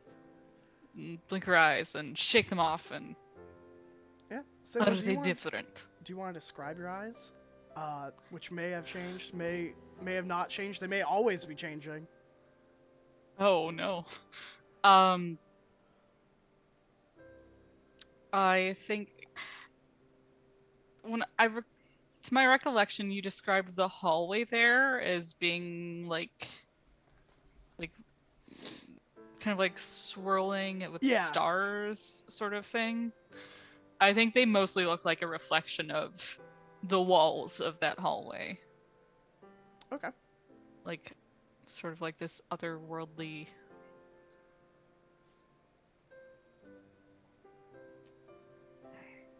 You see a turtle for Bam, Garak. I don't think they've noticed you yet, either of you, as you're like kind of like splashing your eyes.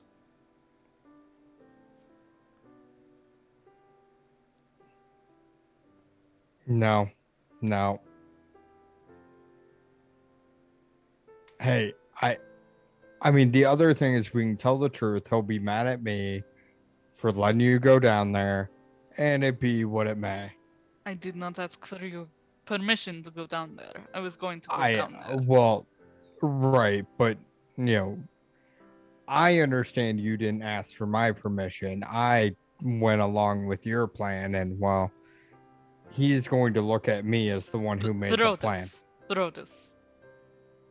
I'm gonna pause. I'm gonna reach over for his shoulders and turn him to look at the turtle in the distance. Whose flowers on their back are a bright red now, by the way.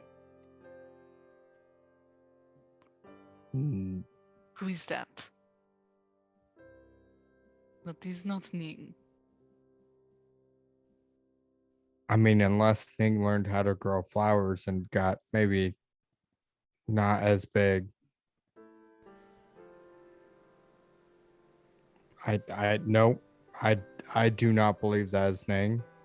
I'm gonna slink down a little lower and take my hands off of Brodus and be like, be very careful. And I will cast invisibility on myself. Leaving me alone? Okay then. It's okay. You can hear the clink, clink, clink of her armor.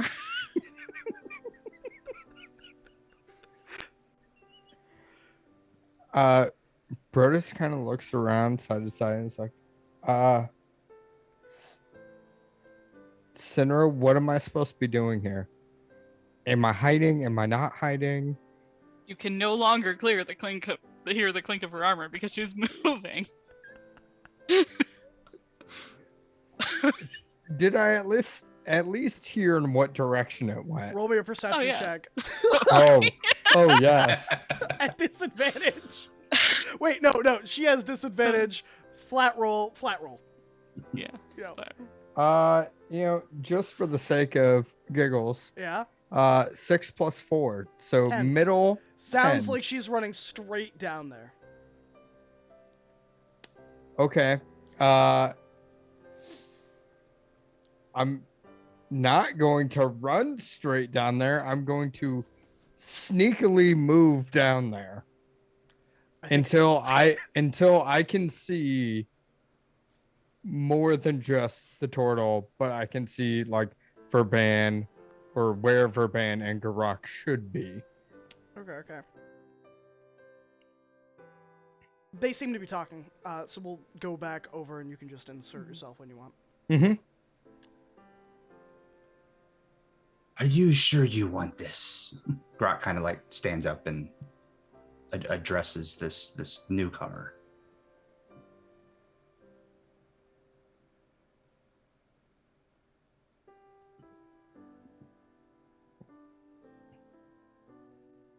Can't hear you. You're muted. Clear. I think it's the headset, not Zoom. Hello? Yes. There you are. Yeah. Weird.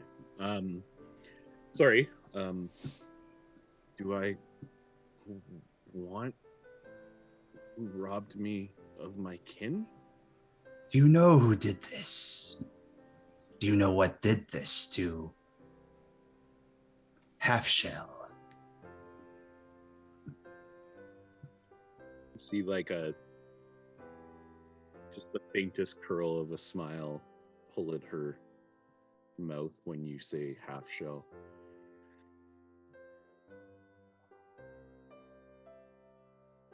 What? Doesn't matter. Of course it matters. You have to go toward death just to even know what it did to Half Shell. You will turn to face Garok, and eyes red now with tears still streaming down her face. I have no one left now.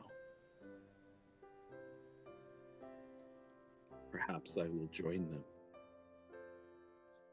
but not until I've finished. Not until what took them away from me goes there first. You traveled with them, you said? Yes.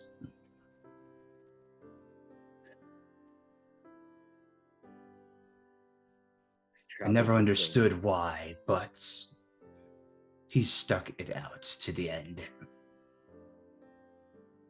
Rhodas will start approaching.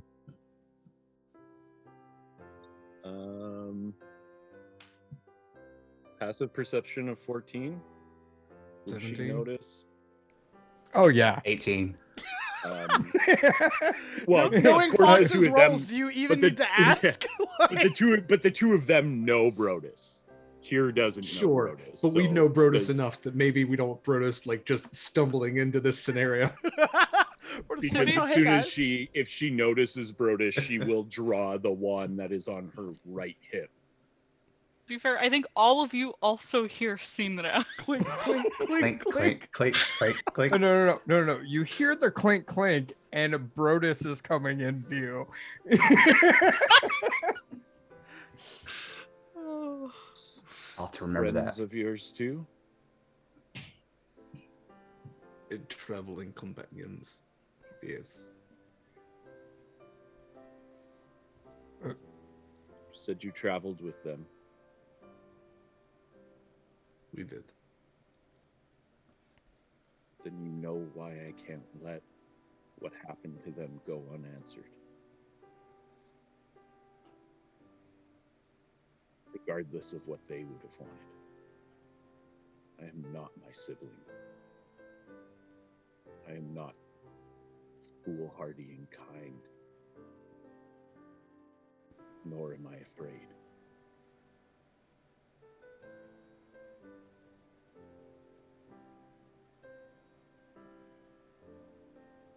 Drop invisibility. It's okay.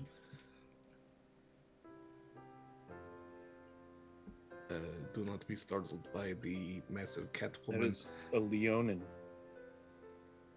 Your kind are extinct. How are you here?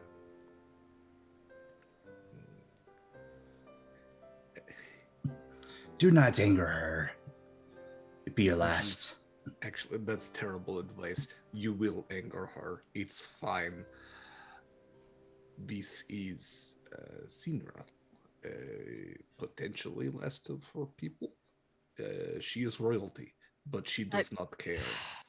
I will tell you, I have angered her a number of times, and I am still alive.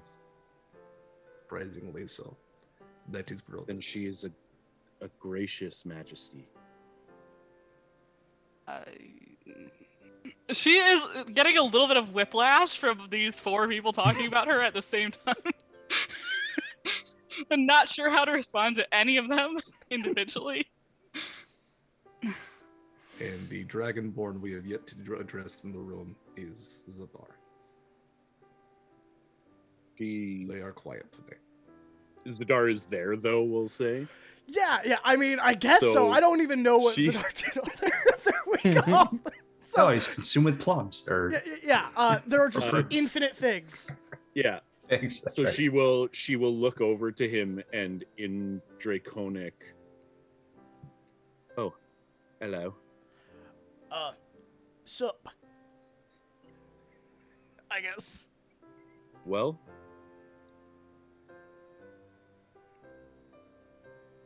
who did this to them? Zadar That just is- motions to the rest of the group and then continues like eating figs. That is Oh a yeah, no, very she said that in common, just kind of to everybody. long story. A very long story.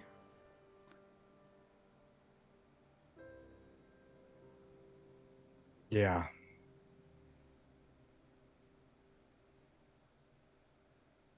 Self with nowhere to be. You're welcome to join us. She kind of looks to each of you. You all seem capable. Well, she kind of regards Brodus. Most of you, anyway. Can't say I fully agree with some of the deities that you follow, but Eldath has no enemies. You know, I've got my good sides. You know, I'm learning how to shoot a crossbow. So, Well, if Ning called you friend, then I suppose I can too. Only if you promise to help me avenge them.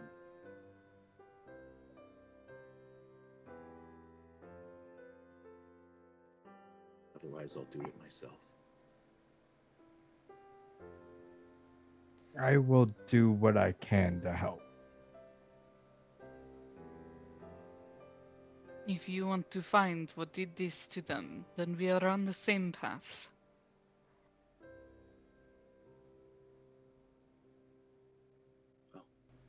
Ning was a good friend. I will help you with whatever you need help with for as long as I can. I think that is what they would want. She kind of puts the wand on her right hip away and plucks up Ning's staff. And it takes one of the hats off. I always did enjoy weird things. And kind of holds it out to Verban. They want you to have it. And it's the Place firework of one. honor in Thunderjuts. He grabs the other hat and holds it out to Brodus. Brodus will gladly take it and directly put it on. And then kind of regards the staff. All I ever wanted was this when I was younger. How it burns. This wasn't the way. And we'll hold it towards Gurok. Based off what I can see, maybe you can make use of it where I couldn't.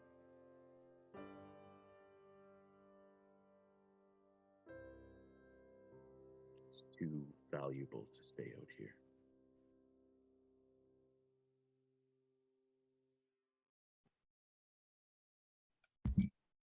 He kind of reaches for it and just pauses just a moment, and he kind of just inhales a moment, inhales a couple times, and it's kind of awkward a little bit, but he does eventually grab a hold of it and kind of just puts it off to his side.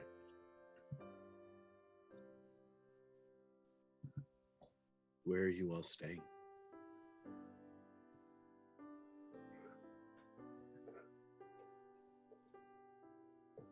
Are we done staying here?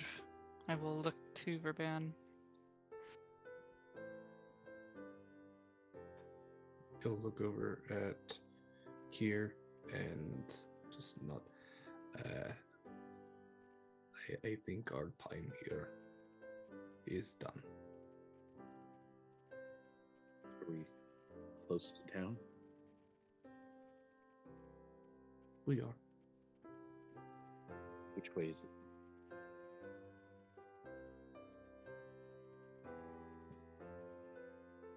Just point down the path that Brodus and Sidra came from. Well, then I'll meet you all there tomorrow. I need some more time with my sibling.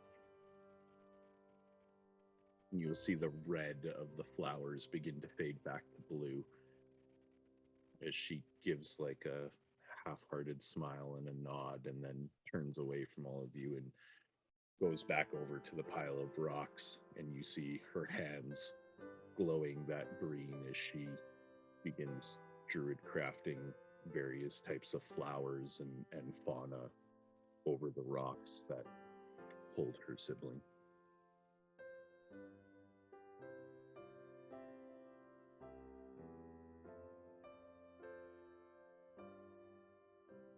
Okay. Well, to the tavern.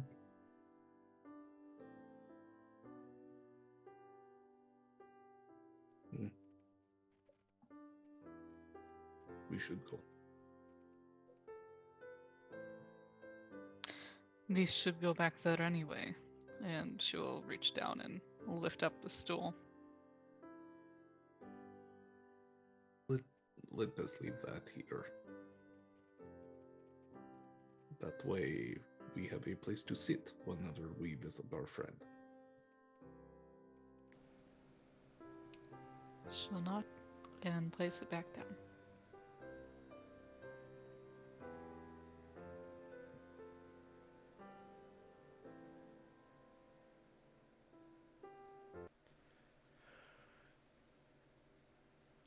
And I have to do my head count. It's an R2. You all head up with the absence of Kier back to the tavern. And you know what? Just because I'm the worst, let's get the result of those D100s, huh? Kier, the rest of your night and your time attending your sibling is solemn, and you are able to find solace in that. The rest of you, troublemakers,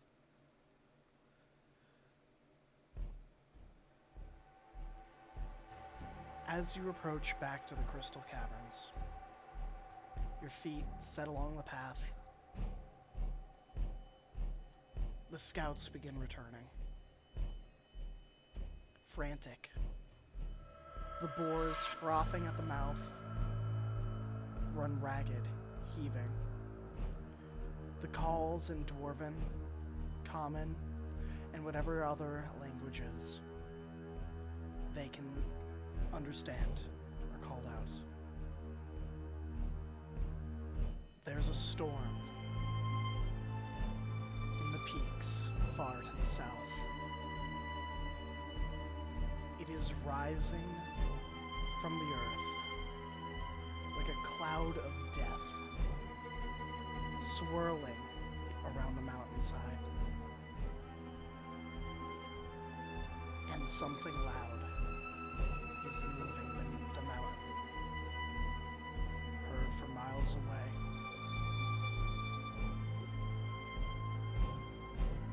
And that's where we're going to end tonight's session. Ooh, I know, I'm the worst, right? you're the best. Aw. Flattery will get you literally everywhere. But I would like to, so here are 3 things from my lovely, lovely, fantastic cast. 1, who are they? 2, where can we find them? And 3, what are some cool projects you're working on? And, where can we find those? I'll start. I'm Troop, played Garok the Death Cleric Lizardfolk. I just known as Troop throughout across most social medias. Just got to find me. And no big projects, but they're always brewing up stuff I want to do. I just got to actually just dive out and do them, basically. And that's me. All right, L. Yes, I am L. I go by L Street Gaming on Twitter, Twitch, and all of those other places. And I played here the Druid Wizard Tortle. You can find me, like I said, on Twitch and Twitter. Twitch is coming back just in a couple of weeks. You can also find me bumming around in the FreeForge Discord, which is also the housing platform for an awesome place that we are trying to grow and build. Speaking of which, tomorrow night at 7:30 CST is the premiere of a brand new show with a brand new never seen before game with a fantastic cast called Stay Alive over on the FreeForge Twitch. So make sure you check it out, featuring Dean Beej, Miss Mindykins, Kiss of Hemlock, and Joshua Simons and Tony Lagrange. So there's just a whole bunch of awesome. So that's at 7:30 p.m. Central tomorrow. And then, of course, holding action on Fridays. You can catch me here every other week. You can catch me on various streams, guest starring and stuff like that. I think I might be back on this stream next week, but playing a different character. Also in 2 weeks, we have the Free Forges November charity drive starting, which is a 2-week event that we are doing to raise money for Toys for Tots. So if you haven't checked us out yet, make sure you go to thefreeforge.com and come hang out with a bunch of cool, awesome tabletop RPG people. And yeah, that's it. I was longer for once. Derek, your turn. So, hi everybody, I am Derek Sword. If you want to find me and more of my projects, best place is Twitter at dsword16. I am taking a hiatus from most streaming, including DMing until the new year, but I do have several projects lined up, so I'm excited to share those once they are official. Until then, you can find me here every other Tuesday for this game and every Friday for Goldshine Investigation Agency, where I am joined by Graham and Farah. There I play a swampy bugbear named Griaz. And actually on the 5th of November, directly after Goldshine, I will be on the Lady Dames channel, where we are going to be reading the wonderful, the horrible, the terrible Harry Potter fan fiction smut, My Immortal. That is a 2-day event, so I will be there Friday as I think the what was his name? The first Dumbledore before he died and got replaced. So I will be that Dumbledore, and then there's a second Dumbledore on Saturday. And I am also the co-host of the podcast Monster Crush. So if you love monsters and you love learning about them and think they're really cool and also think they got really sexy butts, check out Monster Crush wherever podcasts are found. That is another project that's on hiatus, but there is a wonderful backlog where my co-host Heavenly and I talk about cryptids and creatures and their stories, and also if they'd be good to smooch. So check that out wherever podcasts are found. And I'll hand it off to Fox. Well, I am TTRPG Fox. You can find me at TTRPG Fox. I just finished moving, so things should be starting back up again. But you can find me here, at least for now, every other Tuesday. And yeah, that's basically it for now. So enjoy the rest of your evening, and I'll pass it off to Pharaoh. Hey guys, I'm Farrell. I played Sinvest Daughtermaid. You can also find me on this channel on Fridays playing a Water Ganassi Cleric Rogue. And yes, I have a multi-classing problem. Um, uh, Otherwise, you can find me on Twitter at Ferocious. Uh, these are the only two stream projects I'm in at the moment. And my other projects, oh, right now, well, got some off stream games that I'm running and taking part in, and I think I'm gonna be carving some pumpkins soon, so I'm gonna count that. All right. And off to you, Zadar. Just kidding. Off to you, Graham. Hi, I'm Vinny. I usually play Zadar. You can't find me anywhere. I am literally unfindable. You could try, You but want to you try to won't find me succeed. somewhere? Try to find me. Yeah, You can't do it. you won't. There you go, Graham. Nerd. There. That was Graham portraying Vinny. Hi everybody, my name is Graham or Graham Crackers. If this is your first time to the channel, you can find me here every Tuesday where I DM Shards of Anarion and Anarion's Rest. And you can find me on Mondays when I play MMORPGs. Sometimes I do, sometimes I don't. You only know when I'm here. But you can find me on Fridays in the Goldshine Investigation Agency where I play Heroes and Nervos.